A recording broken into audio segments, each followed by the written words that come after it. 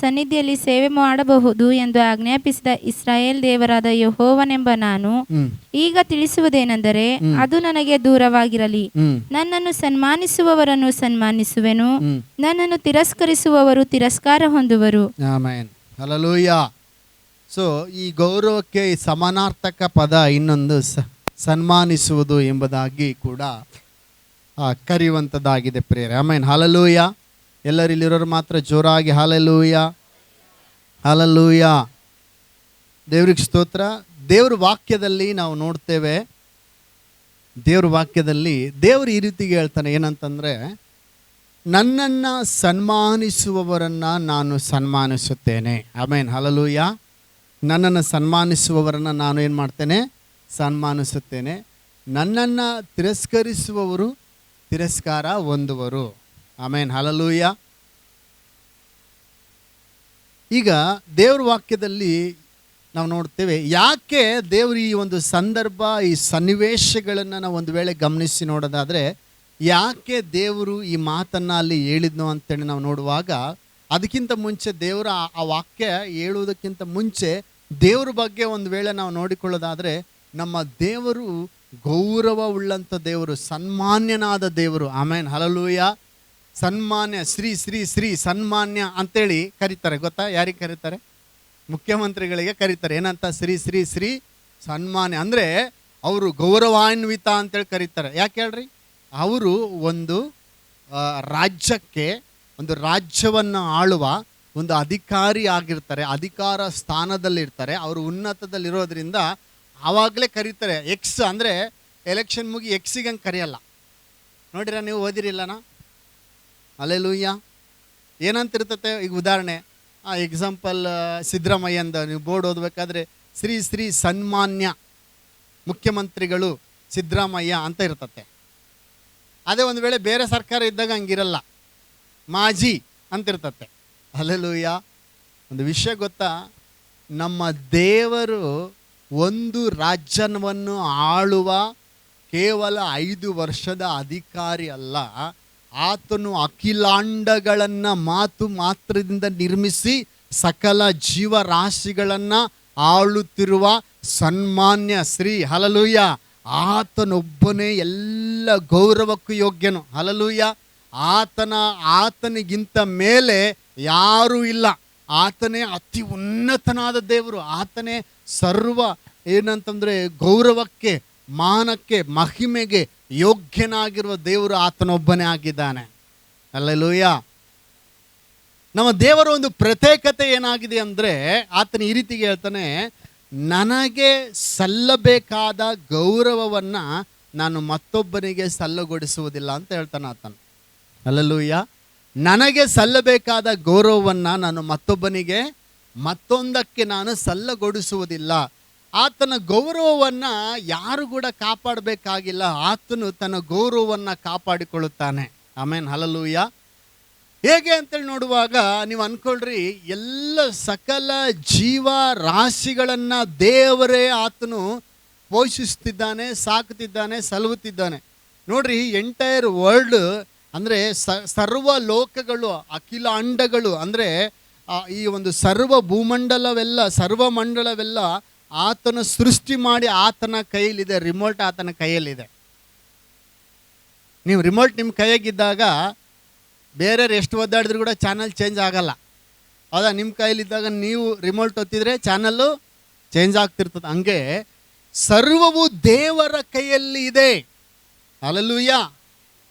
ಸಮಸ್ತವನ್ನು ಆಳುವ ದೇವರಾಗಿದ್ದಾನೆ ಆತನು, ಎಲ್ಲವನ್ನು ನಿರ್ಮಿಸಿದವನು. ಅದಕ್ಕೆ ವಾಕ್ಯದಲ್ಲಿ ಈ ರೀತಿ ಹೇಳ್ತಿದೆ, ಸಕಲವನ್ನು ಆಳುವಾತು ನೀನೇ, ಸಕಲವನ್ನು ಸೃಷ್ಟಿಸಿದಾತು ನೀನೇ, ನಿನಗೆ ಘನ ಮಾನ ಪ್ರಭಾವಗಳಿರಲಿ ಅಂತೇಳಿ ಆ 24 ಮಂದಿ ಹಿರಿಯರು ಕಿರೀಟಗಳನ್ನು ಸಿಂಹಾಸನದ ಮುಂದೆ ಇಟ್ಟು ಆತನಿಗೆ ಮೊಣಕಾಲೂರಿ ಆತನನ್ನು ಆರಾಧಿಸುತ್ತಾರೆ. ಹಲ್ಲೆಲೂಯಾ. ಯಾಕೆ ಗೊತ್ತಾ? ಆತನು ಸರ್ವ ಯುಗಗಳಲ್ಲಿ ಇರುವ ದೇವರಾಗಿದ್ದಾನೆ, ಸಕಲವನ್ನು ಆಳುವ ದೇವರಾಗಿದ್ದಾನೆ, ಆ ಯುಗ ಯುಗಾಂತರಗಳಲ್ಲಿಯೂ ಜೀವಿಸುವವನು ಒಬ್ಬನೇ ಆಗಿದ್ದಾನೆ. ಸ್ತೋತ್ರ. ರಾಜ್ಕುಮಾರನ ಅಪ್ಪನ ಕಾಲದಾಗೆ ಯಾವ ಹೀರೋ ಇದ್ರಂತ ಯಾರಿಗನ್ನ ಕೇಳಿದರೆ ಹೇಳ್ತಾರ ಅಂತಂದರೆ ಹೇಳಂಗಿಲ್ಲ. ಹೀರೋ ಇದ್ರ ಅಂದರೆ ಇದ್ರು ಹೀರೋ. ಡಾಕ್ಟರ್ ರಾಜ್ಕುಮಾರ್ ಗೊತ್ತಲ್ಲ, ಈಗಿನ ಮಕ್ಳಿಗೆ ಗೊತ್ತಿಲ್ಲ. ಸಣ್ಣ ಸಣ್ಣ ಮಕ್ಕಳಿಗೆ ರಾಜ್ಕುಮಾರ್ ಅಂದರೆ ಗೊತ್ತಿಲ್ಲ. ಅವ್ರ ಅಪ್ಪನ ಕಾಲದಾಗ ಯಾವ ಹೀರೋ ಇದ್ನಂತ ಒಂದು ವೇಳೆ ಈಗ ಕೇಳಿದರೆ ಗೊತ್ತಿಲ್ಲ. ಆದರೆ ನಮ್ಮ ದೇವರು ಏನು ಗೊತ್ತಾ, ಒಂದು ಕಾಲದಾಗಿರೋರು ಕೆಲವು ಕಾಲಘಟ್ಟವರೆಗೂ ಅಷ್ಟೇ ಅವ್ರ ಹೆಸರು ಇರ್ತತೆ. ಆಮೇಲೆ ಎಲ್ಲೋ ಹಿಸ್ಟ್ರಿ ಪುಸ್ತಕದಾಗ ಸಿಗ್ಬೋದು ಕೆಲವ್ರದ್ದು ಸಾಧನೆ ಮಾಡಿದವ್ರ ಹೆಸರುಗಳು. ಆದರೆ ನನ್ನ ದೇವರ ಹೆಸರು ಯುಗ ಯುಗಾಂತರಗಳಲ್ಲಿ ಇರುವಂಥದ್ದಾಗಿದೆ. ಆಮೇನ್, ಹಲ್ಲೆಲೂಯಾ. ಯುಗ ಯುಗಾಂತರಗಳಲ್ಲಿ ನಾನು ಇರುವಾತನು ಅಂತ ಹೇಳ್ತಾನೆ ಆತನು.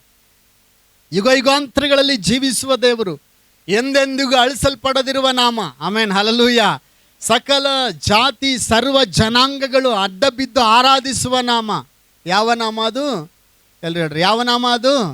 ಯೇಸುವಿನ ನಾಮ. ಸ್ವರ್ಗ ಮೃತ್ಯು ಪಾತಾಳದಲ್ಲಿರುವ ಸಕಲ ಜನರು ಆತನಿಗೆ ಅಡ್ಡ ಬಿದ್ದು ಆರಾಧನೆ ಮಾಡ್ತಾರೆ. ಆತನ ಅಷ್ಟು ದೊಡ್ಡವನು, ಆತನ ಅಷ್ಟು ಶ್ರೇಷ್ಠನು, ಆತನ ಅಷ್ಟು ಸರ್ವ ಸೃಷ್ಟಿಗೆ ಆತನ ಯಜಮಾನನಾಗಿದ್ದಾನೆ ಪ್ರೇರೆ. ಆಮೇನ್, ಹಲ್ಲೆಲೂಯಾ. ಇಂಥ ದೇವರು ಹೇಳ್ತಿರುವ ಒಂದು ಮಾತು ಏನು ಗೊತ್ತಾ, ನನ್ನನ್ನು ಯಾರಾದರೂ ಗೌರವಿಸುತ್ತಾರೋ ಅವರನ್ನು ನಾನು ಗೌರವಿಸ್ತೇನೆ ಅಂತ ಹೇಳ್ತದೆ. ಆಮೇನ್, ಹಲ್ಲೆಲೂಯಾ. ಉದಾಹರಣೆ ಅನ್ಕೊಳ್ರಿ,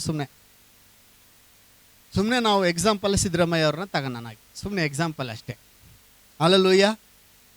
ಸಿದ್ದರಾಮಯ್ಯ ಅವರಿಗೆ ಒಂದು ಮನಸ್ಸಾಯಿತು, ಏನಂತ, ಯಾರನ್ನಾದರೂ ನಿಮ್ಮಲ್ಲಿ ಯಾರೊಬ್ರು, ನೀವು ನನ್ನೇ ಅನ್ಕೊಳ್ರಿ, ಅಂದರೆ ನನ್ನಂದ್ರೆ ನನ್ನಲ್ಲ, ನಿಮ್ಮನ್ನು ನೀವು ಅನ್ಕೊಳ್ರಿ, ಅಂದರೆ ಗೌರವಿಸಬೇಕು ಅಂತೇಳಿ ಅವ್ರಿಗೆ ಮನಸ್ಸಾಯಿತು. ಒಬ್ಬ ವ್ಯಕ್ತಿನ ಉದಾಹರಣೆಯಾಗಿ ಹೇಳ್ತಿದ್ದೀನಿ, ಒಬ್ಬ ವ್ಯಕ್ತಿಯನ್ನು, ಜೀವರತ್ನಂ ಅವ್ರನ್ನ ಸಿದ್ದರಾಮಯ್ಯ ಗೌರವಿಂಚಾಲ ಅಂಕ ಅನ್ಕೊಂಡು, అర్థమవుతుందన్న కన్నడ రైట్. ఇక సిద్ధరామయ్య జీవరత్నం గారిని సన్మానం చేయాల అంక అనుకున్నాడు. సిద్ధరామయ్య అంటే ఎవరు తెలుసా? మా కర్ణాటక ముఖ్యమంత్రి. ఆంధ్రప్రదేశ్లో ఎవరు ఇప్పుడు ముఖ్యమంత్రి? చంద్రబాబు నాయుడు. చంద్రబాబు నాయుడు అనుకో. చంద్రబాబు నాయుడు గారు, ముఖ్యమంత్రి చంద్రబాబు నాయుడు గారు నిన్ను సన్మానించాలా అని అనుకున్నాడు అనుకో. నిన్ను పిలిచి చైర్ మీద కూర్చోపెట్టి ఒక 10 రూపాయలు పూల దండ ఇస్తాడా? 10 రూపాయలు తెస్తాడా పూల దండ? నీకు ఎంత తెస్తాడు?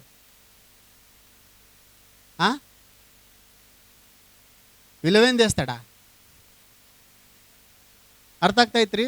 ನಮ್ಮ ರಾಜ್ಯದ ಮುಖ್ಯಮಂತ್ರಿ ಒಂದು ವೇಳೆ ನಿಮ್ಮನ್ನು ಗೌರವಿಸಬೇಕು ಅಂತಂದರೆ ಅಲ್ಲಿ ಅಂಬೇಡ್ಕರ್ ಸರ್ಕಲ್ ಬಲ್ಲಿ ಹೋಗಿ 10 ರೂಪಾಯಿದು ಹೂವಿನ ಹಾರ ತಗೊಂಬಂದು 10 ರೂಪಾಯಿದು ಹೂವಿನ ಬರ ಹಾಕಿ ಊಟಕ್ಕೆ ನಿಮಗೆ ಹೂವಿನ ಹಾರ ಹಾಕಿ ಸನ್ಮಾನ ಮಾಡಿ ಮತ್ತು ನಿಮಗೆ ಊಟಕ್ಕೆ ಕೊಡ್ಬೇಕಂತಂದರೆ ಆತನ ಅಂಬೇಡ್ಕರ್ ಸರ್ಕಲಲ್ಲಿ ಹೋಗಿ 10 ರೂಪಾಯಿದು ಹೂವಿನ ಹಾರ ತಗೊಂಡು ನಿಮಗೆ 10 ರೂಪಾಯಿದು ಹೂವಿನ ಹಾರ ಹಾಕಿ 50 ರೂಪಾಯಿದು ಶಾಲು ಹಚ್ಚಿ ನಿಮಗೆ ಟೊಮೆಟೊ ಚಟ್ನಿ ಅನ್ನ ಮಾಡಿ ಉಣಿಸಿ ಕಳಿಸ್ತಾನ.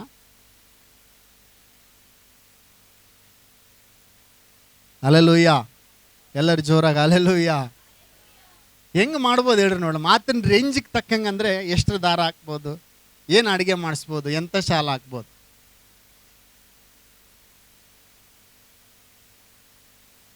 ಹಲ್ಲೆಲೂಯಾ. ಒಬ್ಬ ವ್ಯಕ್ತಿ, ಒಬ್ಬ ದೊಡ್ಡ ಶ್ರೀಮಂತ ವ್ಯಕ್ತಿ ಒಂದು ಹೋಟ್ಲಿಗೆ ಊಟಕ್ಕೆ ಹೋಗ್ಯಾನಪ್ಪ ಅಂತಂದರೆ ಅವನು 10 ರೂಪಾಯಿ ಟಿಪ್ಸ್ ಕೊಡಲ್ಲ. ಅವನಿಗೆ ಚೆನ್ನಾಗಿ ಸರ್ವ್ ಮಾಡಿ ಕೇಳಿದ ತಕ್ಷಣ ತಂದು ಕೊಟ್ಟನಪ್ಪ ಅಂತಂದರೆ, ಎಲ್ಲ ಕೇಳಿದ ತಕ್ಷಣ ತಂದು ಕೊಟ್ಟನಪ್ಪ ಅಂತಂದರೆ ಅವನು ಸರ್ವ್ ಮಾಡಿದ್ದು ನೋಡಿ ಒಬ್ಬ ವ್ಯಕ್ತಿ ಆ ಸರ್ವ್ ಮಾಡೋ ವ್ಯಕ್ತಿಗೆ ಒಂದು 100 ರೂಪಾಯಿ ಟಿಪ್ಸ್ ಕೊಟ್ಟು ಬರ್ತಾನೆ. ಚೆನ್ನಾಗಿ ಸರ್ವ್ ಮಾಡಿದ್ನಪ್ಪ, ಊಟ ಎಲ್ಲ ಚೆನ್ನಾಗಿತ್ತಪ್ಪ, ಹೇಳಿದ ತಕ್ಷಣ ಎಲ್ಲ ಕೊಟ್ಬಿಟ್ನಪ್ಪ ಅಂತೇಳಿ ಏನೋ ಒಂಥರ ಖುಷಿಯಾಗಿ ಒಂದು 100 ರೂಪಾಯಿ ಟಿಪ್ಸ್ ಕೊಟ್ಟು ಬಂದ್ಬಿಡ್ತಾನೆ. Hallelujah, hallelujah. ಅಂದರೆ ಲೆಕ್ಕ ಹಾಕ್ರಿ, ಆಫ್ಟರ್ ಆಲ್ ಸರ್ವ್ ಒಬ್ಬ ಸಾಧಾರಣ ವ್ಯಕ್ತಿನೇ ಒಬ್ಬ ವ್ಯಕ್ತಿಗೆ 100 ರೂಪಾಯಿ ಟಿಪ್ಸ್ ಕೊಡಬೇಕಾದ್ರೆ ಇನ್ನು ಒಬ್ಬ ದೊಡ್ಡ ವ್ಯಕ್ತಿ ಒಬ್ಬ ವ್ಯಕ್ತಿಯನ್ನು ಸನ್ಮಾನ ಮಾಡಬೇಕಂದ್ರೆ ಆತನು 10 ರೂಪಾಯಿ ಹೂವಿನ ಹಾರದಿಂದ ಸನ್ಮಾನ ಮಾಡ್ತಾನ. ಆತನ ಅಷ್ಟು ನಿಮ್ಮ ಸನ್ಮಾನ ಮಾಡ್ಬೇಕಂತೇಳಿ ಕರೆಸಿ ನಿಮಗೆ ಟೊಮೆಟೊ ಚಟ್ನಿ ಅನ್ನ ಮಾಡಿಕ್ತಾನ. ಹೇಳ್ರಿ, ಚಪ್ಪಂಡಿ. ಹಲ್ಲೆಲೂಯಾ. ದೊಡ್ಡ ವ್ಯಕ್ತಿ ನಿಮ್ಮನ್ನು ಸನ್ಮಾನ ಮಾಡಬೇಕು ಅನ್ಕೊಂಡ್ರೆ ಆತನ ರೇಂಜಿಗೆ ತಕ್ಕಂಗೆ ನಿಮ್ಮನ್ನು ಸನ್ಮಾನ ಮಾಡೋದು. 10 ರೂಪಾಯಿ ಹೂವಿನ ಹಾರಲ್ಲ ಹಾಕಲ್ಲ. ಹಲ್ಲೆಲೂಯಾ. 1000 ರೂಪಾಯಿ ಬೆಲೆ ಬಾಳುವ హూవిన హార ಹಾಕ್ತಾನೆ.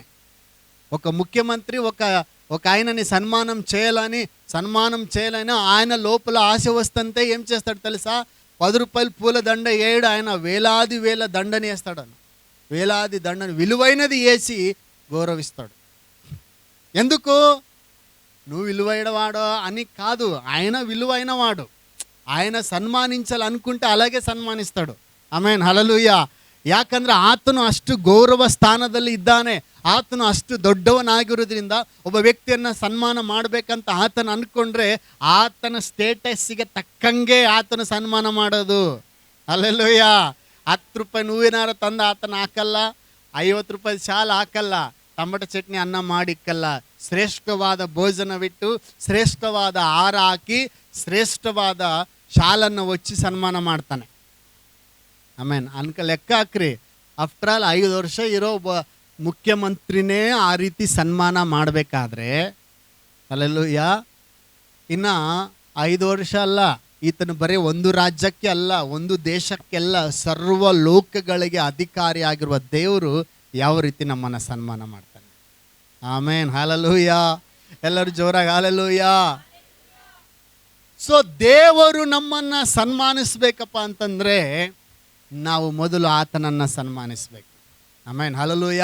ನಾವು ದೇವರಿಗೆ ಗೌರವ ಕೊಡುವವರಾಗಿರ್ಬೇಕು. ದೇವರಿಗೆ ಗೌರವ ಕೊಡುವ ವ್ಯಕ್ತಿಯನ್ನು ಯಾರು ಸನ್ಮಾನಿಸೋದು ಬೇಕಾಗಿಲ್ಲ, ದೇವರೇ ಅವರನ್ನು ಸನ್ಮಾನಿಸುವನಾಗಿದ್ದಾನೆ. ಹಲ್ಲೆಲೂಯ. ದೇವರು ಅವರಿಗಾಗಿ ಇಳಿದು ಬರುವನಾಗಿದ್ದಾನೆ. ದೇವರು ಅವರ ಜೀವಿತವನ್ನು ಬದಲಾಯಿಸುವನಾಗಿದ್ದಾನೆ. ಅದಕ್ಕೆ ದೇವರ ವಾಕ್ಯದಲ್ಲಿ ನಾವು ನೋಡ್ತೇವೆ, ನನ್ನನ್ನು ಸನ್ಮಾನಿಸುವವರನ್ನು ನಾನು ಸನ್ಮಾನಿಸ್ತೇನೆ, ನನ್ನನ್ನು ತಿರಸ್ಕರಿಸುವವರು ತಿರಸ್ಕಾರ ಹೊಂದುವರು. ದೇವರ ಸನ್ನಿಧಿಯಲ್ಲಿ ಸೇವೆ ಮಾಡುವಂಥ ಏಲಿ ಯಾಜಕನಾದ ಓಫ್ನಿ ಫಿನೆಹಾಸರು ದೇವರಿಗೆ ಕೊಡಬೇಕಾದ ಗೌರವವನ್ನು ಅವರು ಕೊಡ್ತಾ ಇರಲಿಲ್ಲ. ದೇವರಿಗೆ ಕೊಡಬೇಕಾದ ಗೌರವವನ್ನು ಅವರು ಕೊಡ್ತಿರಲಿಲ್ಲ.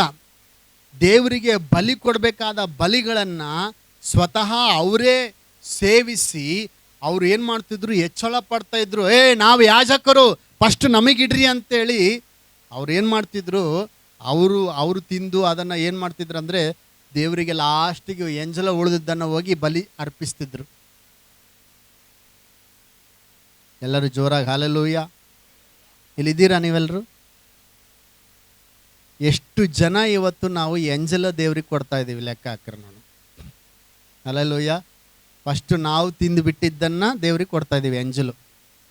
ನಾಯಿಗೆ ಹಾಕ್ಬೇಕಾದದ್ದನ್ನು ದೇವ್ರಿಗೆ ಹಾಕ್ತಾ ಇದ್ದೀವಿ ನಾವು. ಏನ್ರಿ ಪಾಸ್ಟ್ರೇ ಹಿಂಗೆ ಮಾತಾಡ್ತಾ ಇದ್ದೀರಿ ನೀವು? ಹೌದು, ಹಲ್ಲೆಲೂಯ.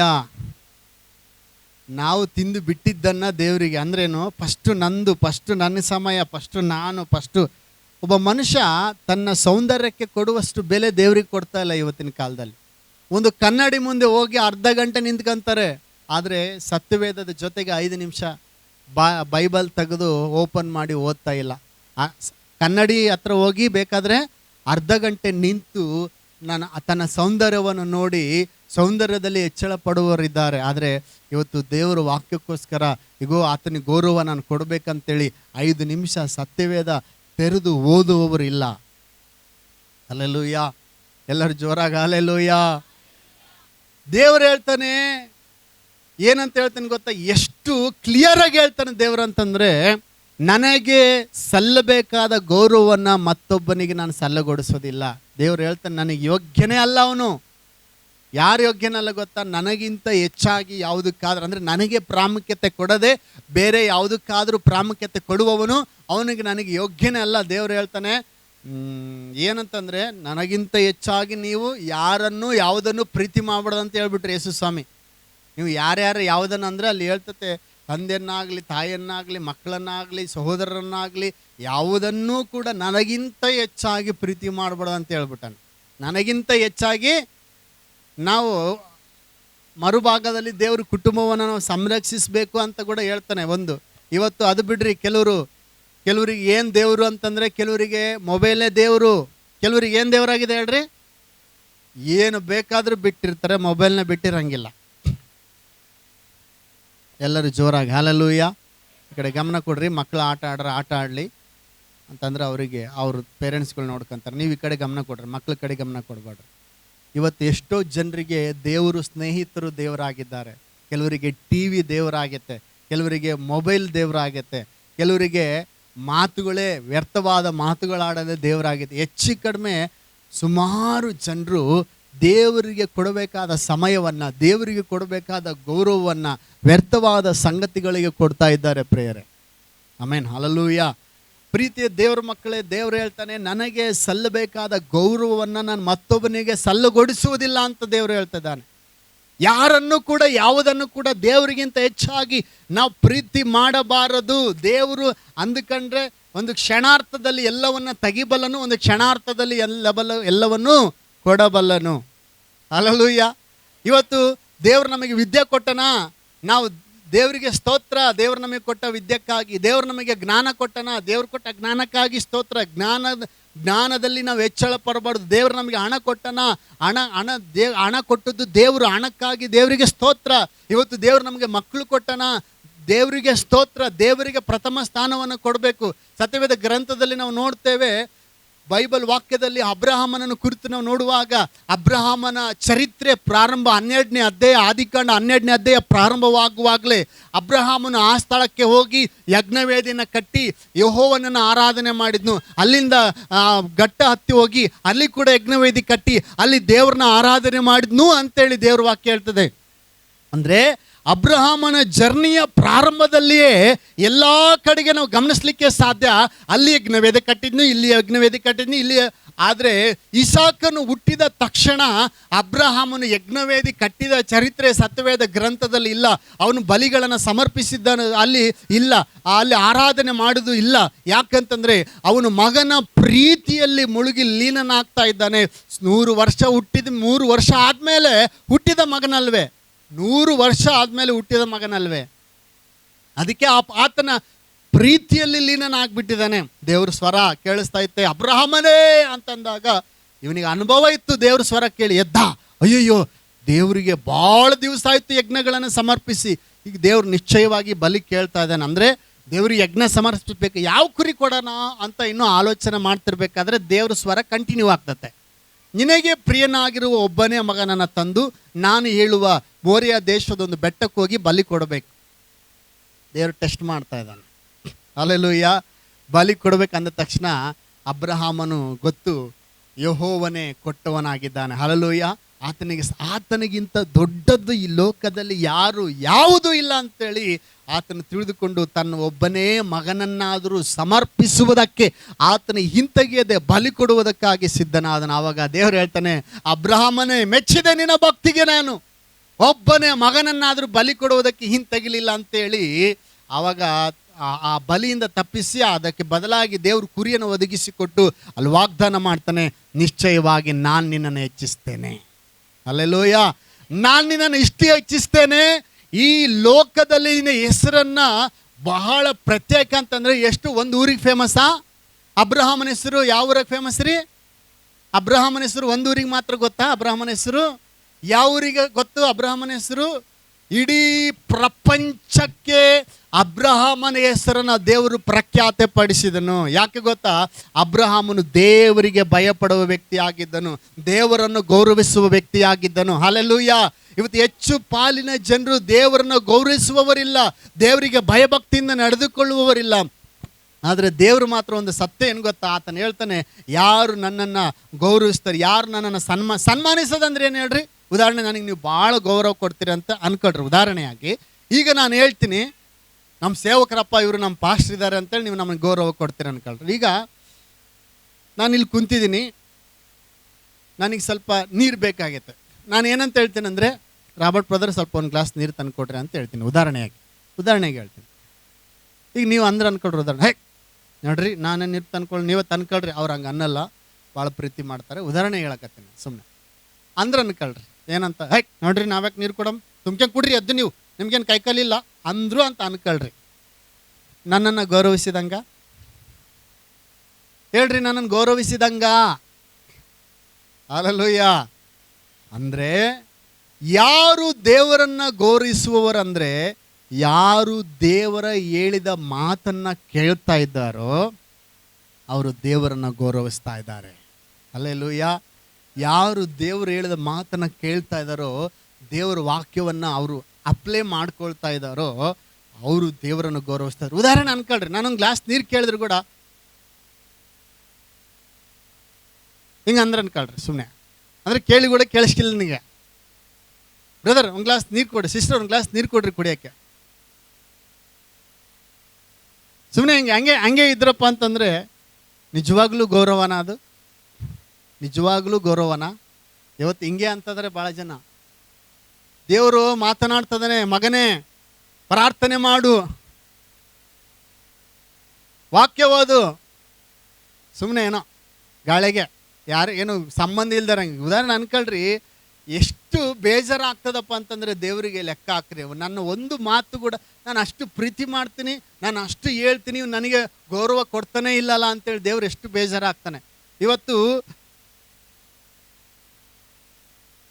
ನಿಮ್ಮ ತಂದೆ ತಾಯಿನ ಬಿಟ್ಟು ನಿನ್ನೆ ಮೊನ್ನೆ ಬಂದವರಿಗೆ ನೀವು ಭಾಳ ಇದು ಮಾಡಿದ್ರೆ ಅನ್ಕೊಳ್ರಿ. ಒಂದು ವಿಧ ನಿಮ್ಮ ಗಂಡ ಅಥವಾ ನಿಮ್ಮ ಹೆಂಡತಿಯನ್ನು ಬಿಟ್ಟು ನಿನ್ನೆ ಬಂದೆ ಪರಿಚಯ ಆದ ಒಬ್ಬ ಯಾರು ಸ್ನೇಹಿತರಿಗೆ ಅವ್ರಿಗಿಂತ ಹೆಚ್ಚಾಗಿ ನೀವು ಅವ್ರನ್ನ ತಿರಸ್ಕಾರ ಮಾಡಿ ಇವ್ರನ್ನೇ ಹೆಚ್ಚಾಗಿ ಹೊಗಳಿದ್ರೆ ಅಂದರೆ ನಿಮ್ಮ ಲೈಫ್ ಪಾರ್ಟ್ನರಿಗೆ ಎಷ್ಟು ಬೇಜಾರಾಗ್ತದೆ.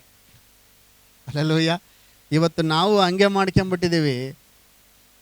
ಇದನ್ನು ಏನು ಮಾಡ್ತಾ ಇದ್ದೀವಿ, ನಿನ್ನೆ ಮೊನ್ನೆ ಬಂದ ಇದ್ರ ಜೊತೆಗೆ ಹೆಚ್ಚು ಸಮಯ ಕೊಡ್ತಾ ಇದ್ದೀವಿ. ದೇವ್ರನ್ನ ನಾವು ಬಿಟ್ಬಿಟ್ಟಿದ್ದೀವಿ. ಫೇಸ್ಬುಕ್, ವಾಟ್ಸಪ್, ಇನ್ಸ್ಟಾಗ್ರಾಮ್, ಮತ್ತೇನಮ್ಮ ಏನೇನೋ ಇದ್ದಾವೆ, ಟ್ವಿಟ್ಟರ್, ಏನೇನೋ ಇದ್ದಾವೆ. ಎಷ್ಟು ಸಮಯ ಕೊಡ್ತಾಯಿದ್ದೀವಿ ಅಂದರೆ, ಒಂದು ತನಿಖೆಯ ಪ್ರಕಾರ ಒಬ್ಬ ಮನುಷ್ಯ ಸುಮ್ಮನೆ ಭಾಳ ಬ್ಯುಸಿಯಾಗಿರೋ ಮನುಷ್ಯ ಆದರೂ ಮೊಬೈಲ್ನ ಎಷ್ಟು ತಾಸು ಯೂಸ್ ಮಾಡ್ತಾನೆ ಅಂತೇಳಿ, ಅಂದರೆ ಅವನ ಕೈಯಾಗೆ ಹಿಡ್ಕೊಂಡಿರೋದು ಲೆಕ್ಕ ಹಾಕಿದರೆ ಒಂದು ಯಾವುದೋ ಒಂದು ಆ್ಯಪ್ ಪ್ರಕಾರ ಒಂದು ತನಿಖೆ ಮಾಡಿದ್ರೆ ಸುಮಾರು 5 ರಿಂದ 6 ತಾಸುವರೆಗೂ, ಅಂದರೆ ಫುಲ್ ಬ್ಯುಸಿಯಾಗಿರೋ ಮನುಷ್ಯ. ಇನ್ನು ರಾತ್ರಿ 12 ಗಂಟೆ ತನಕ ನೋಡೋರ್ ಲಿಸ್ಟ್ ಬೇರೆ, ಬೆಳಿಗ್ಗೆ ಎದ್ದ ತಕ್ಷಣ ಮೊಬೈಲ್ ಹಿಡ್ಕೊಂಡು ನೋಡೋರದ್ದು ಲಿಸ್ಟ್ ಬೇರೆ. ಬರೀ ಬ್ಯುಸಿಯಾಗಿ ಕೆಲಸದಾಗಿರೋ ವ್ಯಕ್ತಿನೇ ಎಷ್ಟು ತಾಸು ಮೊಬೈಲ್ ಹಿಡ್ಕೊಂಡು ಎಷ್ಟು ತಾಸು ಮೊಬೈಲಿಗೆ ಟೈಮ್ ಕೊಡ್ತಾನೆ ಅಂತೇಳಿ ಒಂದು ತನಿಖೆ ಮಾಡಿದ್ರೆ 4 ರಿಂದ 5 ತಾಸು ಮೊಬೈಲ್ನಲ್ಲೇ ಕಳೀತಾ ಇದ್ದಾನೆ ಮನುಷ್ಯ. ಅಲ್ಲೆಲ್ಲೂಯ್ಯ, ದೇವ್ರಿಗೆ ಸ್ತೋತ್ರ. ಮೊಬೈಲ್ ಇದೆ, ಆದರೆ ಇದನ್ನು ಒಳ್ಳೇದಕ್ಕೂ ಉಪಯೋಗ ಮಾಡ್ಬೋದು, ಸುಮ್ಮನೆ ವ್ಯರ್ಥವಾಗಿ ಕೂಡ ಉಪಯೋಗ ಮಾಡ್ಬೋದು. ಇದು ಕತ್ತಿ ಇದ್ದಂಗೆ. ಇದು ಕತ್ತಿ ಏನಿದ್ದಂಗಿದು? ಕತ್ತಿದ್ದಂಗೆ. ಅದಕ್ಕೂ ಕತ್ತಿ ಚಾಕು ನೋಡಿರಲ್ಲ, ನೀವು ಹೋಗಿ ಹಿಂಗೆ ಜೋರಾಗಿ ಯಾರು ಹಿಂಗೆ ತಿವಿಯಕ್ಕೆ ಹೋದರೆ ಅದು ನಿಮ್ಗೆ ಉಲ್ಟಾಗ್ಬಿಡ್ತತ್ತ, ನಾನು ತಿವಿಯಲ್ಲ ಅಂತ. ಬೇಡ ಬಿಡ್ರಿ, ಹಣ್ಣು ಕೊಯ್ಯೋ ಕತ್ತಿನ ತಗೊಂಡು ಹಿಂಗೆ ಕೊಯ್ಕೊಳ್ರಿ, ಕೈ ಕೊಯ್ಕೊಳ್ರಿ. ಇದು ಕೈ ಐತೆ ನಾನು ಕೊಯ್ಯಲ್ಲ ಅಂತದ, ಕೊಯ್ತದ. ಅದಕ್ಕೆ ಭೇದ ಭಾವ ಇಲ್ಲ. ಅದು ಹೆಂಗೆ ಉಪಯೋಗ ಮಾಡ್ತೀವಿ, ಎಲ್ಲಿ ಹಚ್ಚಿ ಕೊಯ್ತೀವೋ ಅದು ಶಾರ್ಪ್ ಇತ್ತಂದ್ರೆ ಕೈ ಆದ್ರೇನು ಕಾಲ ಆದ್ರೆ ಏನಾದ್ರೂ ಅದು ಕೊಯ್ತತೆ. ಹಂಗೆ ಆದರೆ ಅದೇ ಕತ್ತಿನ ಹಣ್ಣು ಕೊಯ್ಯಕ್ಕೂ ಉಪಯೋಗ ಮಾಡ್ಬೋದು, ನಾವು ಕೈ ಕೂಡ ಕೊಯ್ಕೊಬೋದು. ಹಂಗಂತೇಳಿ ಕೈ ಕೊಯ್ಕೊಂಡ್ರೆ ಹೋಗಿ ಮತ್ತೆ ಹಲ್ಲೂಯ್ಯ. ಅಂದರೆ ಹಣ್ಣು ಕೊಯ್ಕೊಂಡು ತಿನ್ರಿ ಅಂತ ಹೇಳಕತ್ತೀನಿ ನಾನು. ಎಲ್ಲರೂ ಜೋರಾಗಿ ಹಲ್ಲೂಯ್ಯ. ಇವತ್ತು ಮೊಬೈಲ್ ಕೊಟ್ಟಿದ್ದಾನೆ, ದೇವ್ರಿಗೆ ಸ್ತೋತ್ರ. TV ಕೊಟ್ಟಿದ್ದಾನೆ, ದೇವರಿಗೆ ಸ್ತೋತ್ರ. ಒಳ್ಳೇದಕ್ಕಾಗಿ ಉಪಯೋಗ ಮಾಡಿರಿ. ಹೆಚ್ಚಿನ ಸಮಯವನ್ನು ದೇವರಿಗೆ ಕೊಡ್ರಿ. ದೇವರಿಗೆ ಕೊಡದೆ ಹೋದರೆ ಏನಾಗ್ತದೆ ಗೊತ್ತಾ? ದೇವರನ್ನ ಸನ್ಮಾನಿಸದೆ ಹೋದರೆ, ದೇವರನ್ನ ತಿರಸ್ಕಾರ ಮಾಡಿದ್ರೆ, ಅಂದರೆ ದೇವರು ನಿಮ್ಮ ಮೇಲೆ ಉದ್ದೇಶವಿಟ್ಟು, ದೇವರು ನಿಮ್ಮ ಮೇಲೆ ಪ್ರೀತಿ ಇಟ್ಟು, ದೇವರು ನಿಮ್ಮ ಮೇಲೆ ಆಸೆ ಇಟ್ಟು ಏನೆಲ್ಲ ಕೊಟ್ಟಾಗಲೂ ಕೂಡ ದೇವರು ಕೊಟ್ಟದ್ದನ್ನು ನೀವು ತಿರಸ್ಕಾರ ಮಾಡಿದ್ರೆ, ಅಂದರೆ ದೇವರಿಗೆ ಕೊಡಬೇಕಾದ ಮಹಿಮೆ, ದೇವರಿಗೆ ಕೊಡಬೇಕಾದ ಗೌರವವನ್ನು ತಿರಸ್ಕಾರ ಮಾಡಿದ್ರೆ, ದೇವರು ಅಂತಾನೆ, ಮಗನೇ ನಾನೇನಂತ ತಿರಸ್ಕಾರ ಮಾಡ್ತೀನಿ. ಸುಮ್ಮನೆ ಅನ್ಕೊಳ್ರಿ, ಯಾರೋ ಒಬ್ಬನು ಜೈಲರು ಲಾಸ್ಟ್ ಟೈಮ್ ನ್ಯೂಸ್ ನೋಡ್ತಾ ಇದ್ದೆ, ಸಿದ್ದರಾಮಯ್ಯಗೆ ಏನೋ ಬೈದಾನಂತೆ. ಏನಂತ ಬೈದಾನಂದ್ರೆ, ಅವನು ಹಂಗದನ, ಅವ್ನು ಹಿಂಗದನಂತ ಬೈದಾನಂತೆ. ಬೈದಿದ್ದಕ್ಕೆ ಅವರು ಮುಖ್ಯಮಂತ್ರಿ, ಅಂದರೆ ನಮ್ಮ ಇಡೀ ರಾಜ್ಯಕ್ಕೆ ಅಧಿಕಾರಿಗೆ ಅವಾಚ್ಯ ಶಬ್ದಗಳಿಂದ ಬೈದರೆ ಸುಮ್ಮನೆ ಇರ್ತಾರೆ. ಅವ್ನು ತಗೊಂಡೋಗಿ ಸೀದಾ ಜೈಲಿಗೆ ಹಾಕ್ಯಾರ. ಅಲ್ಲೆಲೂಯ್ಯ. ಇವತ್ತು ಅಂಥದ್ರಾಗೆ ದೇವ್ರನ್ನ ತಿರಸ್ಕಾರ ಮಾಡಿದರೆ, ಯಾರು ಆತನನ್ನು ತಿರಸ್ಕಾರ ಮಾಡ್ತಾರೋ ಅವರು ತಿರಸ್ಕಾರ ಹೊಂದುವವರಾಗಿದ್ದಾರೆ. ಆಮೇಲೆ ಹಲ್ಲೂಯ್ಯ. ದೇವ್ರ ಮಕ್ಕಳೇ, ಸತ್ಯವೇದ ಗ್ರಂಥದಲ್ಲಿ ದೇವರನ್ನ ತಿರಸ್ಕಾರ ಮಾಡಿ ತಿರಸ್ಕಾರ ಹೊಂದಿದವರು ಇದ್ದಾರೆ. ನಿಮ್ಗೆ ಗೊತ್ತಾ? ನೋಡಮ್ಮ, ಯಾರನ್ನ ಹೇಳ್ರಿ, ಸ್ವಲ್ಪ ಜನ ದೇವ್ರನ್ನ ತಿರಸ್ಕಾರ ಮಾಡಿ ತಿರಸ್ಕಾರ ಹೊಂದಿದವ್ರನ್ನ ಹೆಸರುಗಳು ಹೇಳ್ರಿ. ಒಂದು 4 ಸುಮ್ಮನೆ ಒಂದು 2 ಹೇಳ್ರಿ, 1 ಹೇಳ್ರಿ ಹೋಗ್ಲತ್ತ. ಸೌಲ. ಆಮೇನ್ ಹಲ್ಲೂಯ್ಯ. ದೇವ್ರ ಮಾತನ್ನ ತಿರಸ್ಕಾರ ಮಾಡಿ ತಿರಸ್ಕಾರ ಹೊಂದಿದವರು ಸುಮಾರು ಜನರಿದ್ದಾರೆ. ಅರಸರುಗಳು, ನೀವು ಪಟ್ಟಿಯಲ್ಲಿ ನೀವು ಆ 1ನೇ ಅರಸು 2ನೇ ಅರಸು ಪೂರ್ವಕಾಲ ವೃತ್ತಾಂತದಲ್ಲಿ ನೀವು ಒಂದು ವೇಳೆ ಓದಿ ನೋಡಿದರೆ, ದೇವರು ಯಾವ ಅರ್ಹತೆ ಇಲ್ಲದವ್ರನ್ನ ತೆಗೆದುಕೊಂಡು ಬಂದು ರಾಜನ ಸ್ಥಾನದಲ್ಲಿ ಕುಳಿಸಿದ್ರೆ, ದಾವಿದನ ತರುವಾಯ ಸೊಲೊಮೋನನ ಮಕ್ಕಳ ಸೊಲೊಮೋನನ ಕಾಲಘಟ್ಟಕ್ಕೆ ಬಂದಾಗ ಅಲ್ಲಿ 2 ರಾಜ್ಯ ವಿಭಾಗವಾಗ್ತತೆ. ಅಂದರೆ ಇಸ್ರೇಲ್ ರಾಜ್ಯ ಒಂದು, ಯಹೂದ್ಯ ರಾಜ್ಯ ಒಂದು. 2 ವಿಭಾಗವಾದಾಗ ಅನೇಕ ಜನರಲ್ಲಿ ದೇವರಿಗೆ ವಿರುದ್ಧವಾಗಿ ನಡೆದು ದೇವರ ಆಜ್ಞೆಗಳನ್ನು ತಿರಸ್ಕಾರ ಮಾಡಿ ಅವ್ರು ನಡೆದ್ರಿಂದ ಅನೇಕ ತಿರಸ್ಕಾರಕ್ಕೆ ಅವರು ಒಳಗಾಗ್ತಾರೆ. ಹಲ್ಲೆಲೂಯ, ಎಲ್ಲರೂ ಜೋರಾಗಿ ಹಲ್ಲೆಲೂಯ. ಇವತ್ತು ಯಾವ ಯೋಗ್ಯತೆ ಐತ್ರಿ ನಮಗೆ ದೇವ್ರು ನಮ್ಮನ್ನು ಆರಿಸ್ಕೊಳ್ಳೋಕ್ಕೆ? ದೇವ್ರಂದ್ರೆ ಅಷ್ಟು ಈಸಿನಾ? ಅಂದರೆ ಲೋಕದಲ್ಲಿ ಬೇರೆ ಯಾರು ಇರಲಿಲ್ವಾ ನಮ್ಮನ್ನು ಬಿಟ್ಟು ಬೇರೆ ಯಾರು ಇರಲಿಲ್ವಾ ದೇವರಿಗೆ? ಎಷ್ಟೋ ಜನ ಜ್ಞಾನಿಗಳಿದ್ರು, ವಿದ್ಯಾವಂತಿದ್ರು, ಬುದ್ಧಿವಂತಿದ್ರು, ಎಲ್ಲರನ್ನು ಬಿಟ್ಟು ದೇವರು ನಮ್ಮನ್ನೇ ಯಾಕೆ ಆರಿಸ್ಕೊಂಡಿದ್ದಾನೆ? ಹಲ್ಲೆಲೂಯ. ಆತನು ಒಳ್ಳೆತನ ನೋಡಿ ಅಲ್ಲ, ಕೃಪೆಯಿಂದ ಆರಿಸಿಕೊಂಡಿದ್ದಾನೆ. ಈತನ ನನಗೆ ಬೇಕು ಅಂತೇಳಿ ಆರಿಸ್ಕೊಂಡಿದ್ದಾನೆ. ಈತನ ನನ್ನ ಮಹಿಮೆ ಪಡಿಸ್ತಾನೆ ಅಂತೇಳಿ ದೇವರು ಆರಿಸ್ಕೊಂಡಿದ್ದಾನೆ. ಈತನ ನನ್ನ ನಾಮವನ್ನು ಮೇಲೆತ್ತುತ್ತಾನೆ ಅಂತೇಳಿ ದೇವರು ಆರಿಸ್ಕೊಂಡಿದ್ದಾನೆ. ಹಲ್ಲೆಲೂಯ. ಈತನ ನನ್ನ ಘನಪಡಿಸ್ತಾನೆ ಅಂತೇಳಿ ಆರಿಸ್ಕೊಂಡಿದ್ದಾನೆ. ಯಾವುದು ಕೆಲಸಕ್ಕೆ ಬಾರದಂತ ನಮ್ಮನ್ನು ಆರಿಸಿಕೊಂಡು ದೇವರು ಆತನ ಕರಿಬಿಕೆ ಕೊಟ್ಟರೆ, ದೇವರು ನಮ್ಮನ್ನು ಕರೆದ್ರೆ ನಾವಾದರೂ ದೇವರ ಮಾತನ್ನು ತಿರಸ್ಕಾರ ಮಾಡ್ತಾ ಇದ್ದೀವಿ. ದೇವರನ್ನು ನಾವು ತಿರಸ್ಕಾರ ಮಾಡ್ತಾ ಇದ್ದೀವಿ. ದೇವರಿಗೆ ನಾವು ಸನ್ಮಾನ ಮಾಡ್ತಾ ಇಲ್ಲ. ಹಲ್ಲೆಲೂಯ. ಯಾಕಂದ್ರೆ ನೋಡ್ರಿ, ಸೌಲನನ್ನು ಅವನ ಕತ್ತೆಗಳು ಸಿಕ್ಕರೆ ಅಷ್ಟೇ ಸಾಕಪ್ಪ ಅಂತೇಳಿ ಅನ್ಕೊಂಡು ಕತ್ತೆಗಳು ಹುಡ್ಕೊಂಡು, ಕಳೆದು ಹೋದ ಕತ್ತೆಗಳನ್ನು ಹುಡ್ಕೊಂಡು ಹೋದ ವ್ಯಕ್ತಿಯನ್ನು ದೇವರು ಆರಿಸ್ಕೊಂಡು ಹೇಳ್ತಾರೆ, ನೀನನ್ನು ರಾಜನಾಗಿ ಮಾಡ್ತೀನಿ ಅಂತ ಸಮುವೇಲನ ಹೇಳಿದ್ರೆ ಅವನು ಅಯ್ಯೋ ನನ್ನ ಕುಲ ಎಂಥದ್ದು, ನನ್ನ ಕುಲ ಗೋತ್ರ ಎಷ್ಟು ಮಾತ್ರಪ್ಪ, ನಾನು ರಾಜನಾಗಕ್ಕೆ. ಹಲ್ಲೆಲೂಯ. ದೇವರು ನಿಮ್ಮನ್ನು ಮಗನಾಗಿ ಮಗಳಾಗಿ ಆತನ ಯಾಜಕನಾಗಿ ಅರಸರನ್ನಾಗಿ ದೇವರು ನಮ್ಮನ್ನು ಆರಿಸಿಕೊಂಡಿದ್ದಾನೆ. ಹಲ್ಲೆಲೂಯ. ಸೊ ಹಾಗಾದರೆ ನಾವು ದೇವರ ಮಾತನ್ನು ಕೇಳುವಾಗ, ನಾವು ದೇವರ ವಾಕ್ಯದಂತೆ ನಡೆಯುವಾಗ ನಾವು ದೇವರನ್ನು ಗೌರವಿಸುತ್ತಾ ಇದ್ದೇವೆ. ಇವತ್ತು ಎಷ್ಟೋ ಕುಟುಂಬಗಳು ದೇವರಿಗೆ ಗೌರವ ಕೊಡದೇ ಇರೋದ್ರ ನಿಮಿತ್ತವಾಗಿ ಅವರು ಶಾಪಕ್ಕೆ ತುತ್ತಾಗಿದ್ದಾರೆ. ನಾವು ಕೆಲವೊಂದು ಕುಟುಂಬಗಳಲ್ಲಿ, ಕೆಲವೊಂದು ಹಳ್ಳಿಗಳಲ್ಲಿ ಹೋಗಿ ನೋಡುವಾಗ ಆ ಕುಟುಂಬಗಳಲ್ಲಿ ಶಾಪದ ಕಟ್ಟುಗಳು ಎದ್ದು ಕಾಣಿಸ್ತದೆ. ಇದಕ್ಕೆ ಕಾರಣ ಏನು ಗೊತ್ತಾ? ಆ ಕುಟುಂಬಗಳು ದೇವರಿಗೆ ಗೌರವ ಕೊಡದೇ ಇರೋದ್ರ ನಿಮಿತ್ತ, ಅಂದರೆ ದೇವರ ಮಾತನ್ನು ಕೇಳದೇ ಇರುವುದರ ನಿಮಿತ್ತವಾಗಿ ಅನೇಕ ಕುಟುಂಬಗಳು ಶಾಪಗ್ರಸ್ತವಾದ ಕುಟುಂಬಗಳಾಗಿದ್ದಾವೆ. Hallelujah, hallelujah. ಆದರೆ ಯಾರು ದೇವರನ್ನು ಗೌರವಿಸುವವರಾಗಿದ್ದಾರೋ ಅವ್ರನ್ನ ದೇವರು ಹೆಂಗಿಟ್ಟಿದ್ದಾನಪ್ಪ ಅಂತಂದರೆ, ದೇವರಿಗೆ ನಿಜವಾದಾಗ ನಾನು ಚಾಲೆಂಜ್ ಆಗಿ ಹೇಳ್ತೀನಿ ಕಣ್ರಿ, ನಿಜವಾಗ್ಲೂ ಚಾಲೆಂಜ್ ಆಗಿ ಹೇಳ್ತೀನಿ, ಬರ್ಕೊಳ್ರಿ ಬೇಕಾರೆ. ಯಾರೆಲ್ಲ ನೀವು ಒಂದು ವೇಳೆ ಯಾರಾದರೂ ಈ ವಾಕ್ಯನ ನೀವು ಕೇಳಿ ನಂಬಿ ದೇವರಿಗೆ ಕೊಡಬೇಕಾದ ಸಮಯವನ್ನು ದೇವರಿಗೆ ಕೊಡ್ರಿ, ದೇವರಿಗೆ ಕೊಡಬೇಕಾದ ಗೌರವವನ್ನು ದೇವರಿಗೆ ಕೊಡ್ತಾ ಹೋಗ್ರಿ. ನಾನು ಹೇಳ್ತೀನಿ, ದೇವರೇ ನಿಮ್ಮನ್ನು ಸನ್ಮಾನ ಮಾಡ್ತಾನೆ. ದೇವರು ನಿಮ್ಮ ಪಕ್ಷವಾಗಿ ಇಳಿದು ಬರ್ತಾನೆ. ಹಲ್ಲೆಲೂಯ. ನಾನು ಹೇಳ, ದೇವರು ನಿಮ್ಮ ಪಕ್ಷವಾಗಿ ಇದ್ದರೆ, ದೇವರು ನಿಮ್ಮ ಪಕ್ಷವಾಗಿದ್ದರೆ ನಿಮ್ಮನ್ನು ಎದುರಿಸುವವನು ಯಾರೂ ಇಲ್ಲ. ಹಲ್ಲೆಲೂಯ. ಯಾರು ಕೂಡ ನಿಮ್ಮನ್ನು ಎದುರಿಸೋದಕ್ಕಾಗೋದಿಲ್ಲ. ನಾನು ಯಾವಾಗಲೂ ಒಂದು ಮಾತು ಹೇಳ್ತೀನಿ, ದೇವರು ಯಾವ ವ್ಯಕ್ತಿಯ ಸಂಗಡ ಇರ್ತತೋ ಆ ವ್ಯಕ್ತಿಯನ್ನು ಇಡೀ ಲೋಕ ಎಲ್ಲ ಒಂದು ಕಡೆ ಆದರೂ ಕೂಡ ಏನು ಮಾಡೋಕ್ಕಾಗಲ್ಲ. ಹಲ್ಲೆಲೂಯ. ನನಗೆ ಒಂದು ದಿವಸ ದೇವರು ನನಗೆ ಇದೇ ಮಾತು ಹೇಳಿದ, ಮಗನೇ, ನಾನು ಯಾವ ವ್ಯಕ್ತಿ ಸಂಗಡ ಇರ್ತೀನೋ ಆ ವ್ಯಕ್ತಿ ಕಡೆಗೆ ನಾನು ಒಬ್ಬನಿದ್ರೆ ಸಾಕು, ಇಡೀ ಲೋಕನೇ ಎದುರಾದರೂ ಏನು ಮಾಡೋಕ್ಕಾಗಲ್ಲ. ಹಲ್ಲೆಲೂಯ. ಒಂದು ವೇಳೆ ನೋಡ್ರಿ, ಈ ಪಕ್ಷ ನೀನು ಒಬ್ಬನೇ, ನಿನ್ನ ಸಂಗಟ ಯಾರಿಲ್ಲ, ದೇವರೊಬ್ಬನೇ. ಆ ಕಡೆ ಇಡೀ ಪ್ರಪಂಚನೇ ಐತೆ ಅಂತಂದರೆ ನಿನ್ನನ್ನು ಸೋಲ್ಸೋಕ್ಕಾಗಲ್ಲ. ಇಡೀ ಪ್ರಪಂಚನೇ ನಿನಗೆ ವಿರುದ್ಧವಾಗಿ ಬಂದರೂ ನಿನ್ನನ್ನು ಸೋಲ್ಸೋಕ್ಕೆ ಆಗೋದಿಲ್ಲ. ಆದರೆ ದೇವರು ಒಬ್ಬ ವ್ಯಕ್ತಿಯನ್ನು ಕೈ ಬಿಟ್ಟಾನೆ. ಪ್ರಪಂಚದಾಗಿರೋ ಡಾಕ್ಟ್ರೆಲ್ಲ ಬಂದಾರೆ, famous doctor, American doctor, London doctor ಎಲ್ಲ ಬಂದಾರೆ. ದೇವ್ರು ನಿನ್ನ ಕೈ ಬಿಟ್ಬಿಟ್ಟಾನೆ. ಯಾರು ಕೈ ಬಿಟ್ಟಾರೆ? ದೇವ್ರು ಕೈ ಬಿಟ್ಬಿಟ್ಟಾನಂತ ಸುಮ್ಮನೆ ಅನ್ಕೊಳ್ರಿ. ದೇವ್ರು ಕೈ ಬಿಟ್ಬಿಟ್ಟಾನೆ. ಪ್ರಪಂಚದಾಗಿರೋ ಫೇಮಸ್ ಡಾಕ್ಟ್ರು ಅಮೇರಿಕಲ್ಲಿಂದ ಕರ್ಸ್ಯಾರೆ, ಲಂಡನ್ನಿಂದ ಕರ್ಸ್ಯಾರೆ, ಡೆಲ್ಲಿಯಿಂದ, ಎಲ್ಲ ಕಡೆಯಿಂದ ದೊಡ್ಡ ದೊಡ್ಡ ಡಾಕ್ಟ್ರು ಬಂದಾರೆ. ಚಾಲು ಕರೆ ಆಪ್ರೇಷನ್. ಒಬ್ಬರು ಸೇವಕರು ಹಿಂಗೆ ಮಾತನಾಡ್ತಿದ್ವಿ. ಆವಾಗ ಒಬ್ಬರು ಡಾನಿಯಲ್ ಅಂತೇಳಿ ರಕ್ಕುವಾಲ ಸಾಂಗ್ ಆಡೋದವ್ರು ಬಂದಾಗ ನಾವೆಲ್ಲ ಸೇವಕರು ಒಂದು ಹೋಟೆಲ್ನಾಗ ಕುಂತು ಮಾತಾಡ್ತಿದ್ವಿ. ಮುಂಬೈಯಲ್ಲಿ ಒಬ್ಬ ದೊಡ್ಡ ಶ್ರೀಮಂತ ಸತ್ತೋದ್ರೆ ಪೇರ್ ಪಾರ್ಟ್ಸ್ ಎಲ್ಲ ಫಿಟ್ ಮಾಡಿದ್ರಂತೆ. ಅಂದರೆ ಆಕ್ಸಿಡೆಂಟ್ ಆಗಿರುವ ದೊಡ್ಡ ಹಾಸ್ಪಿಟ್ಲಲ್ಲಿ ಕಿಡ್ನಿ, ಅವು ಇವು, ಹಾರ್ಟು ಎಲ್ಲ ಇರ್ತಾವಲ್ಲ, ಎಲ್ಲ ತಂದು ಎಲ್ಲ ಹೊಸವು ಹಾಕಿದ್ರಂತೆ, ಬೇರೆ ಬೇರೆವೆಲ್ಲ ತೆಗೆದು ಹಾಕಿದ್ರಂತೆ, ಈ ದೊಡ್ಡ ಶ್ರೀಮಂತನ ಉಳಿಸ್ಕೋಬೇಕಂತ. ಎಲ್ಲ ಸೆಟ್ ಮಾಡಿದ್ರೆ ಅದೇನು ಇಂಜಿನ ಚಾಲು ಆಗ್ಲಿಕ್ಕೆ, ಆ ಗಾಡಿದೊಂದು ಈ ಗಾಡಿದೊಂದು ಬಿಚ್ಚಿ ಸೆಟ್ ಮಾಡಿ ಚಾಲು ಮಾಡಿದರೆ ಚಾಲು ಆಯ್ತದ. ಎಲ್ಲ ಸೆಟ್ ಮಾಡಿ ಏನೇನೋ ಮಾಡಿದ್ರು ಕೂಡ, ಎಲ್ಲ ಹೊಸವು ಹಾಕಿದ್ರು ಕೂಡ ಜೀವ ಒಂದು ತುಂಬಕ್ಕಾಗಿಲ್ಲ ಅಂತ ಅವ್ರ ಕೈಯಲ್ಲಿ.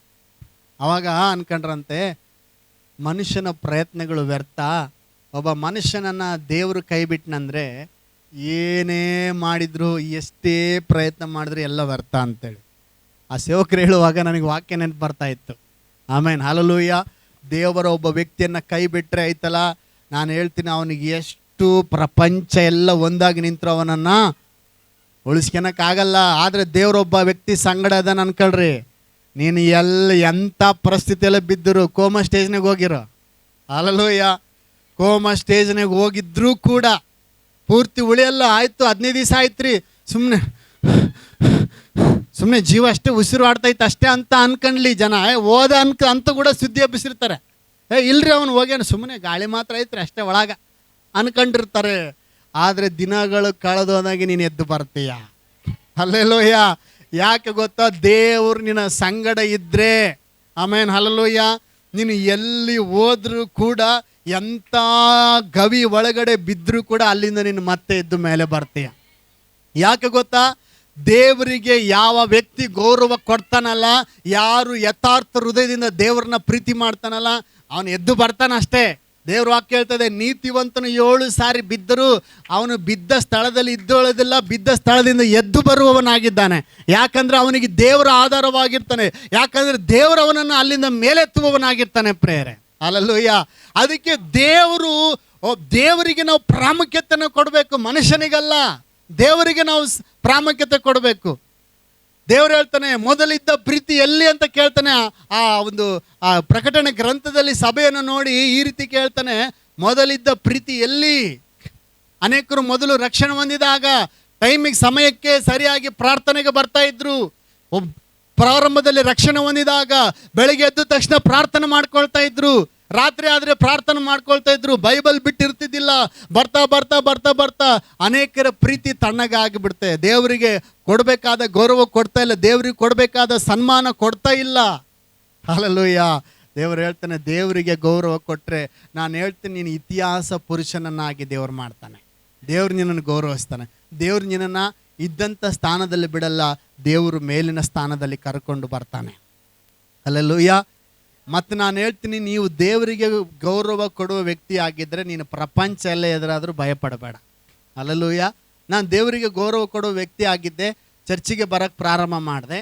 ಎಲ್ಲ ವಿಗ್ರಹಾರಾಧನೆಗಳನ್ನು ನಾನು ಬಿಟ್ಟೆ. ಒಂದು ಟೈಮ್ನಲ್ಲಿ ನನಗೆ ಎಲ್ಲರೂ ಅನೇಕರು ವಿರುದ್ಧವಾಗಿ ನಿಂತರು, ಆದರೂ ಭಯಪಡಲಿಲ್ಲ. ದೇವರು ನನ್ನ ಸಂಗಡ ಇದ್ದಾನೆ. ನನ್ನ ಬಂಧುಗಳು ಕೈಬಿಟ್ಟರು, ನನ್ನ ಸ್ನೇಹಿತರು ಕೈಬಿಟ್ಟರು, ತಂದೆ ತಾಯಿ ಒಂದು ವೇಳೆ ಅವರು ಕೂಡ ನನಗೆ ವಿರೋಧವಾದರೂ ಕೂಡ, ಯಾರು ಏನೇ ಆದರೂ ಕೂಡ ನನ್ನ ಯೆಹೋವನು ನನ್ನನ್ನು ಸೇರಿಸಿಕೊಳ್ತಾನೆ. ಹಲ್ಲೆಲೂಯಾ. ನನ್ನ ದೇವರು ನನ್ನ ಪಕ್ಷವಾಗಿದ್ದಾನೆ ಅಂತೇಳಿ ದೇವರಿಗೋಸ್ಕರ ನಿಂತೆ.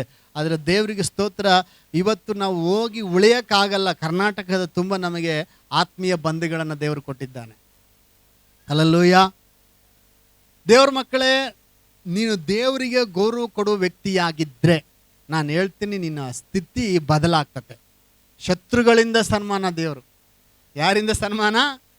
ಯಾರು ನಿನ್ನನ್ನು ಕೀಳಾಗಿ ನೋಡ್ತಿರ್ತಾರೋ, ಯಾರು ನಿನ್ನನ್ನು ಕೊಲ್ಲಬೇಕು ಅನ್ಕೊಂಡಿರ್ತಾರೋ ಅವ್ರ ಕೈಯಿಂದ ದೇವರು ಸನ್ಮಾನ ಮಾಡಿಸ್ತಾನೆ. ಮೊರ್ದೆಕೈಯನ್ನು ನೀವು ನೋಡ್ತೀರಿ.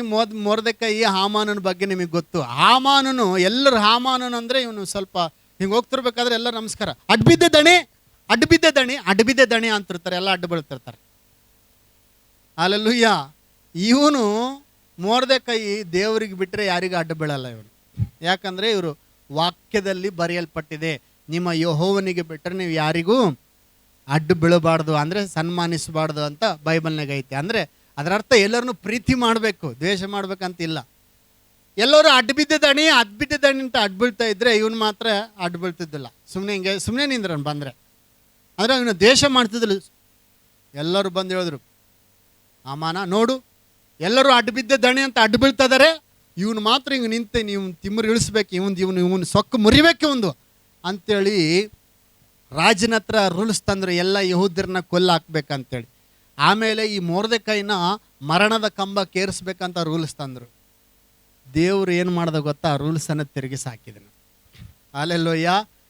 ಯಾವ ಡೇಟಿಗೆ ಯಾವ ಕಂಬದ ಮೇಲೆ ಮೊರ್ದೆಕೈನ ಕೊಲ್ಲಬೇಕು ಅಂತ ಅನ್ಕೊಂಡಿದ್ರು, ಅದೇ ಕಂಬದ ಮೇಲೆ ಅದೇ ಕಂಬದ ಮೇಲೆ ಅದೇ ಡೇಟು ಅದೇ ಟೈಮಿಗೆ ಮೊರ್ದೆಕೈ ಅಂದರೆ ದೇವರ ಮಗನು ಸಾಯಬೇಕಾದ ಸ್ಥಳದಲ್ಲಿ ಹಾಮಾನನು ಸತ್ತನು.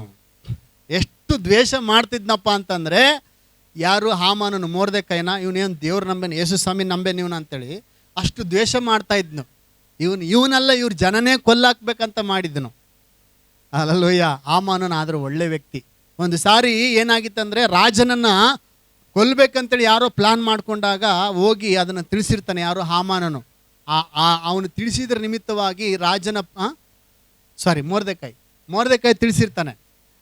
ಯಾರಿಗೆ? ರಾಜನಿಗೆ ಒಂದು ಇನ್ಫಾರ್ಮೇಷನ್ ಕೊಟ್ಟಿರ್ತಾನೆ.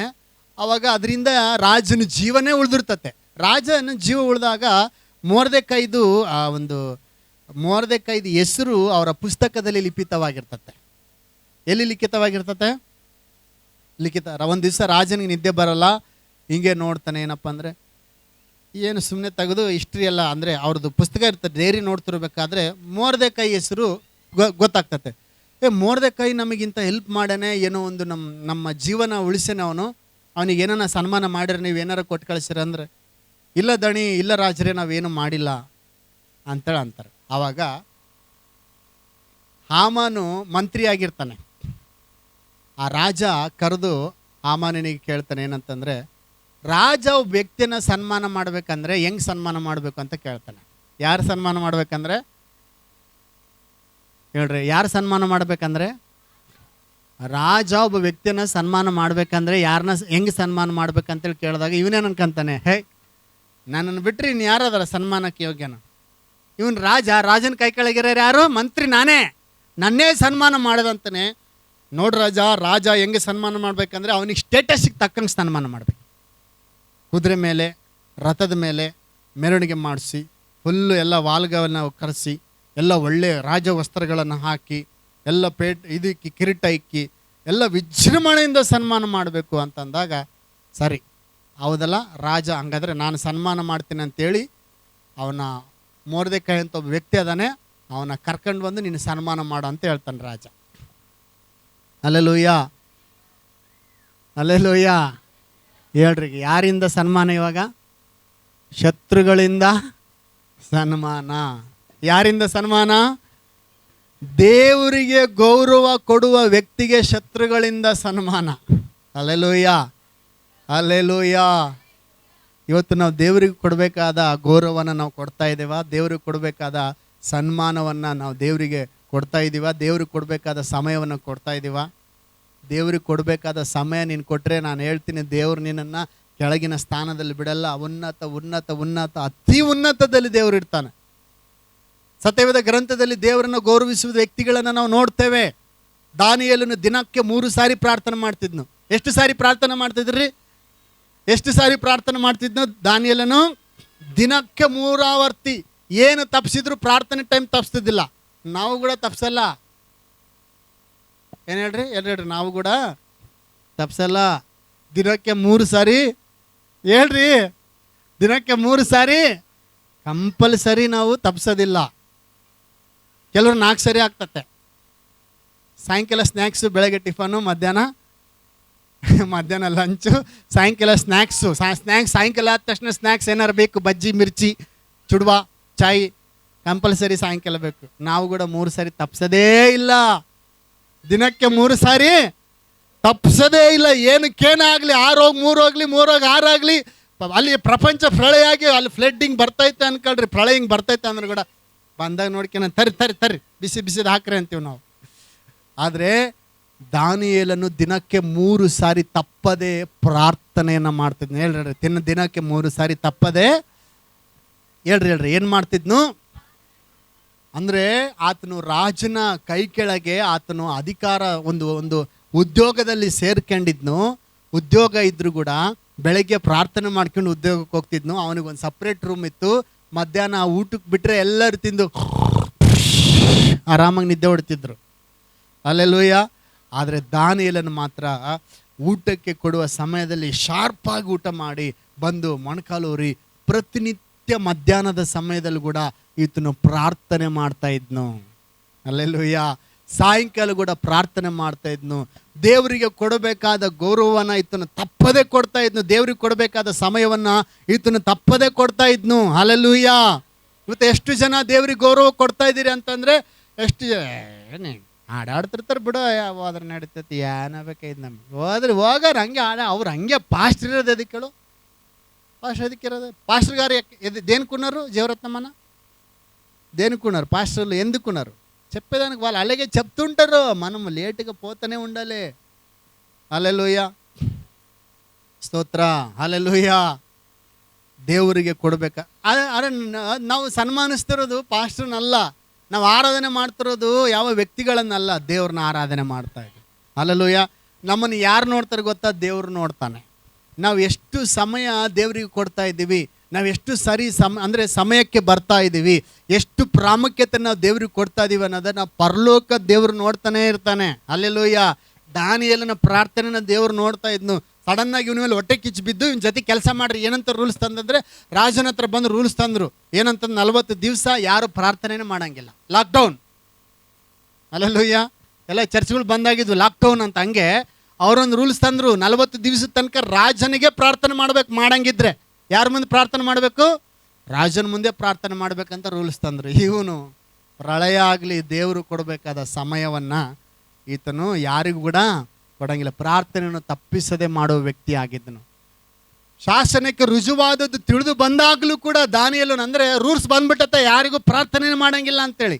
ಆದರೂ ಕೂಡ ಹೋಗಿ ಓಪನ್ ಇರೋ ಕಿಟಕಿ ಮುಂದೆ ಹೋಗಿ ಕಣ್ಣುಗಳು ಮುಚ್ಚಿ ಮೊಣಕಾಲೂರಿ ಪ್ರಾರ್ಥನೆ ಮಾಡ್ತಿದ್ದಾನೆ. ದೇವರಿಗೆ, ಪರಲೋಕ ದೇವರಿಗೆ ಸ್ತೋತ್ರಗಳನ್ನು ಸಲ್ಲಿಸ್ತಿದ್ದಾನೆ. ಇದನ್ನು ನೋಡಿದಂಥ ಜನರು ಬಂದು ರೂಲ್ಸ್ ಬ್ರೇಕ್ ಮಾಡಿದಾನೆ ಇವನು. ಸೆಕ್ಷನ್ 77 ಪ್ರಕಾರ ಇವನನ್ನು ತೆಗೆದುಕೊಂಡು ಹೋಗಿ ಸಿಂಹದ ಗವಿಯಲ್ಲಿ ಹಾಕಬೇಕು. ಹಲ್ಲೆಲೂಯಾ. ತೆಗೆದುಕೊಂಡು ಬಂದರು. ಹಸಿದುಕೊಂಡ ಪ್ರಾಯದ ಸಿಂಹಗಳ ಗವಿಯಲ್ಲಿ ಹಾಕಿದ್ರು. ಪ್ರಾಯದ ಸಿಂಹದ ಗವಿ ಒಳಗಡೆ ಯಾರನ್ನ ಹೋಗಿರ? ಹಲ್ಲೆಲೂಯಾ.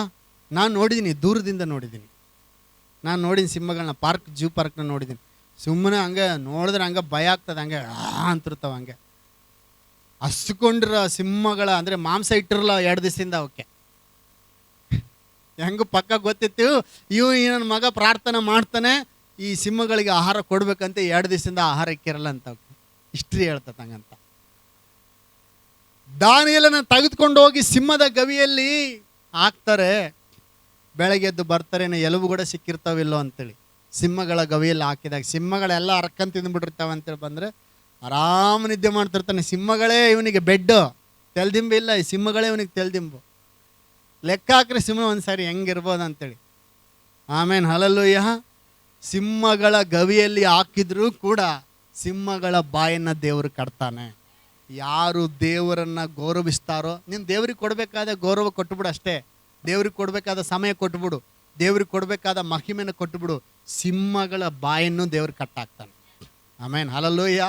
ಹಲ್ಲೆಲೂಯಾ. ಎಲ್ಲರೂ ಶದ್ರಕ್ ಮೇಷಕ್ ಅಬೇದ್ನೆಗೋರ ಕಾಲಘಟ್ಟದಲ್ಲಿ ಎಲ್ಲರೂ ರಾಜ ಹೇಳಿದ್ನು, ಪ್ರತಿಮೆ ಮಾಡಿ ನಿಲ್ಲಿಸಿ ಈ ಪ್ರತಿಮೆಗೆ ಎಲ್ಲರೂ ಅಡ್ಡ ಬೀಳ್ಬೇಕು. ಈ ಗೊಂಬೆ ಏನೈತಲ್ಲ, ಈ ಗೊಂಬೆಗೆ ಎಲ್ಲರೂ ಅಡ್ಡ ಬೀಳ್ಬೇಕಂದ್ರೆ ಎಲ್ಲರೂ ಮನಸ್ಸಿನಾಗ ಏಸು ಅನ್ಕನ ಸುಮ್ಮನೆ ಅಡ್ಡ ಬೀಳೋಣ ಅನ್ಕೊಂಡು ಹಿಂಗೆ ಅಡ್ಡ ಬಿದ್ದುಬಿಟ್ರು.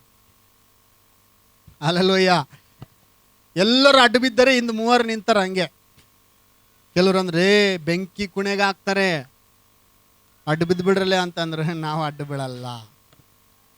ನಾವು ಹೇಳ್ರಿ, ನಾವು ಅಡ್ಡ ಬೀಳಂಗಿಲ್ಲ. ಎಲ್ಲರಂದ್ರೆ ಎಲ್ಲ ಯಹೂದ್ಯರು ಅಂದ್ರಂತೆ ಮನಸ್ಸಿನಾಗ ಹಂಗೆ ಮೆಲ್ಲಕ್ಕೆ, ಅಡ್ಡ ಬಿಡ್ರಲಿ ಬೆಂಕಿಗೆ ಹಾಕ್ಬಿಡ್ತಾರ ನೋಡಿಲ್ಲ ಅಂತಂದ್ರಂತ.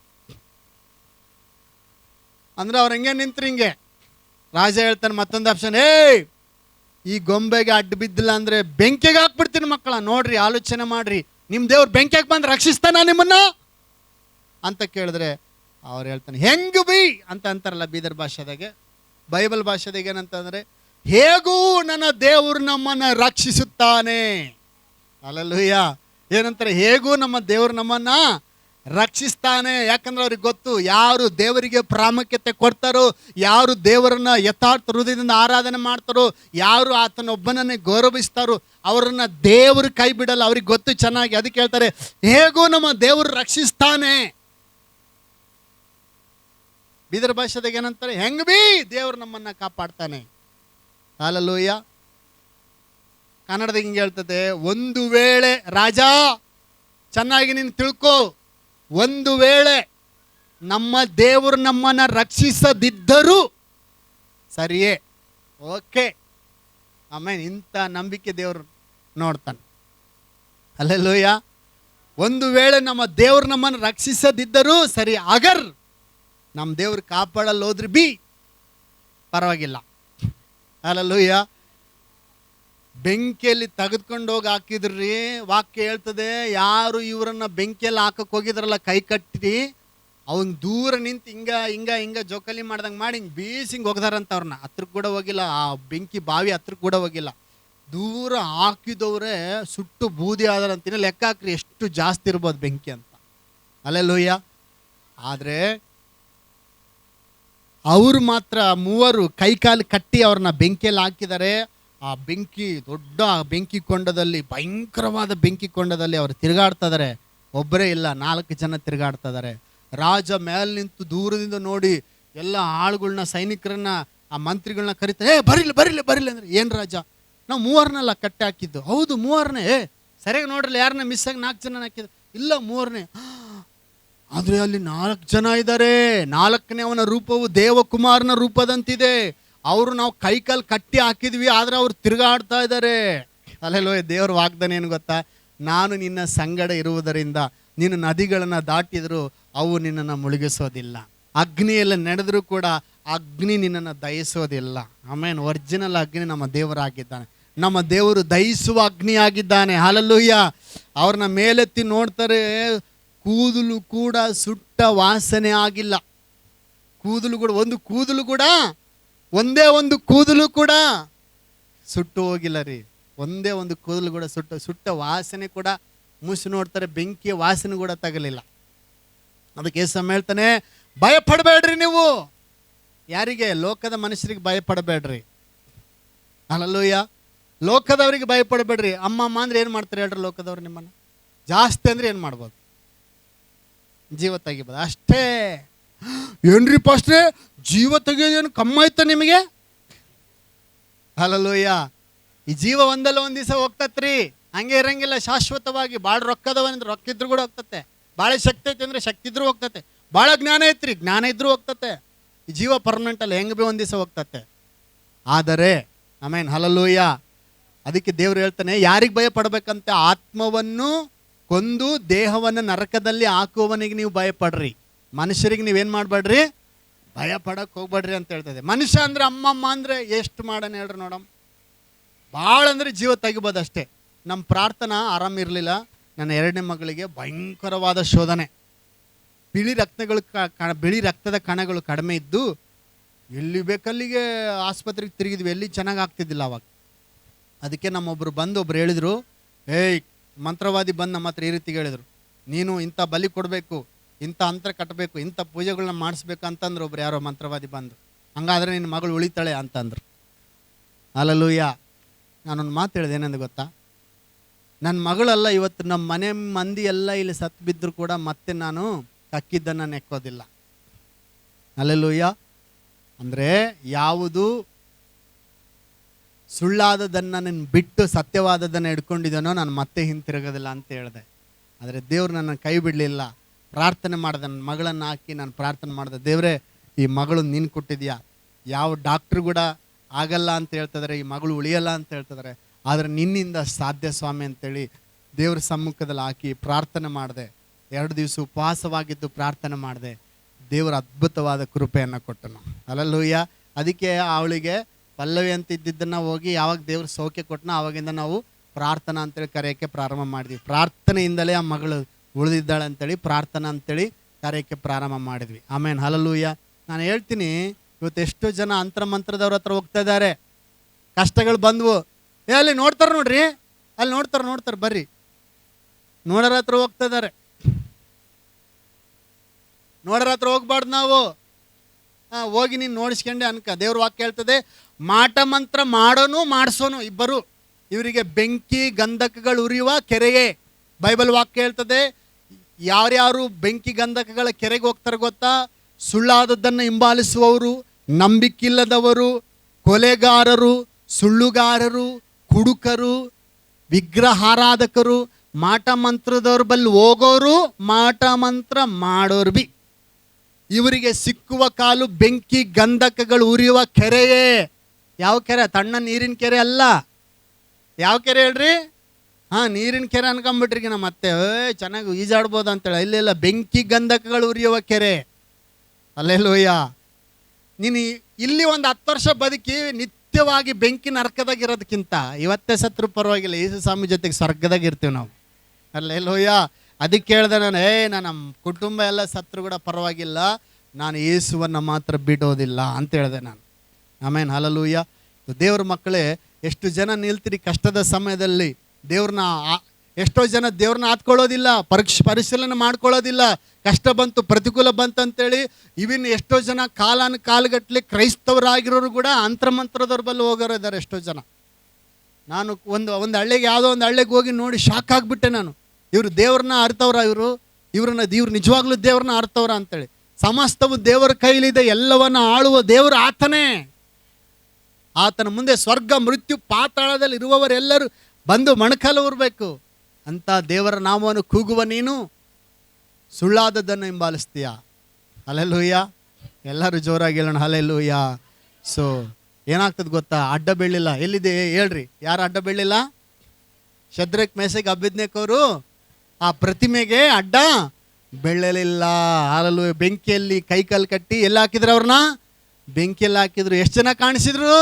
4 ಜನ ಕಾಣಿಸಿದ್ರು. ಮೇಲೆ ತೆಗೆದು ನೋಡಿದಾಗ ಒಂದು ಕೂದಲು ಕೂಡ ಸುಟ್ಟು ಹೋಗಿರಲಿಲ್ಲ. ಯಾರ ತಲೆಗೆ ಕೂದಲು ಎಣಿಸಿಟ್ಟಿರ, ನಿಮ್ಮ ತಲೆಗೆ ಎಷ್ಟು ಕೂದಲು ಅಂತೇಳಿ ಎಣಿಸಿಟ್ಟಿರ ಅಂದರೆ ಅವರಿಗೆ ಮೊಬೈಲ್ ಫ್ರೀ. 36,000 ರೂಪಾಯಿದು ಮೊಬೈಲ್ ಇದು. ಇನ್ಸ್ಟಾಲ್ಮೆಂಟ್ ಮೇಲೆ ತಗೊಂಡೇನಿ, ಕ್ಯಾಶ್ ಇಲ್ಲ, ಕಟ್ತಾ ಇದ್ದೀನಿ, ಇನ್ನೂ ಲೋನ್ ಐತೆ, ಅದು ಕೂಡ ಫ್ರೀ. ಹೇಳ್ರಿ, ನಿಮ್ಮ ತಲೆಗೆ ಎಷ್ಟು ಕೂದಲು ಅದಾವೆ? ಇಲ್ಲಲ್ಲ, ಎಣ್ಸೋಕ್ಕಾಗಲ್ಲ. ಆದರೆ ದೇವ್ರು ಎಣಿಕೆ ಮಾಡಿಟ್ಟಿದ್ದಾನೆ. ಹಲ್ಲೆಲೂಯ. ದೇವ್ರು ಹೇಳ್ತಾನೆ, ದೇವ್ರು ಏನು ಮಾಡಿಟ್ಟನಂತೆ?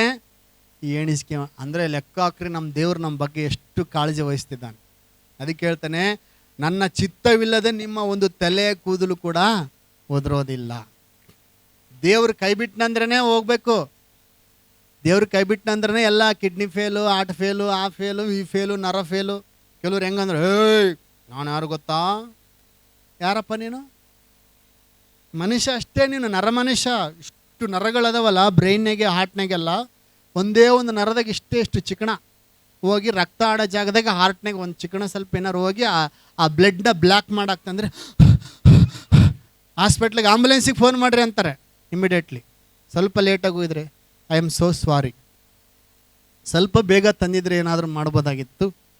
ಆದರೆ ಲೇಟಾಗಿ ತಂದಿದ್ರಿಂದ ಆ ನರದಲ್ಲಿ, ಹಾರ್ಟಲ್ಲಿ ಇರ್ತದಲ್ಲ, ಆ ನರದಲ್ಲಿ ಅದು ಕ್ಲಾಟ್ ಆಗಿ ಅದು ಸ್ವಲ್ಪ ಉಸಿರಾಟಕ್ಕೆ ತೊಂದರೆ ಆಗಿ ಅವ್ರ ಟಿಕೆಟ್ ಕನ್ಫರ್ಮ್ ಆಯ್ತು ಅಂತಾರೆ ಡಾಕ್ಟರ್. Hallelujah, hallelujah. ಯಾಕ್ರಿ ಮನುಷ್ಯ ಅಂದರೆ ನಾವು ಏನಿಲ್ಲ ರೀ. ಆದರೂ ದೇವ್ರು, ನಾನು ಯಾರು ಗೊತ್ತಾ?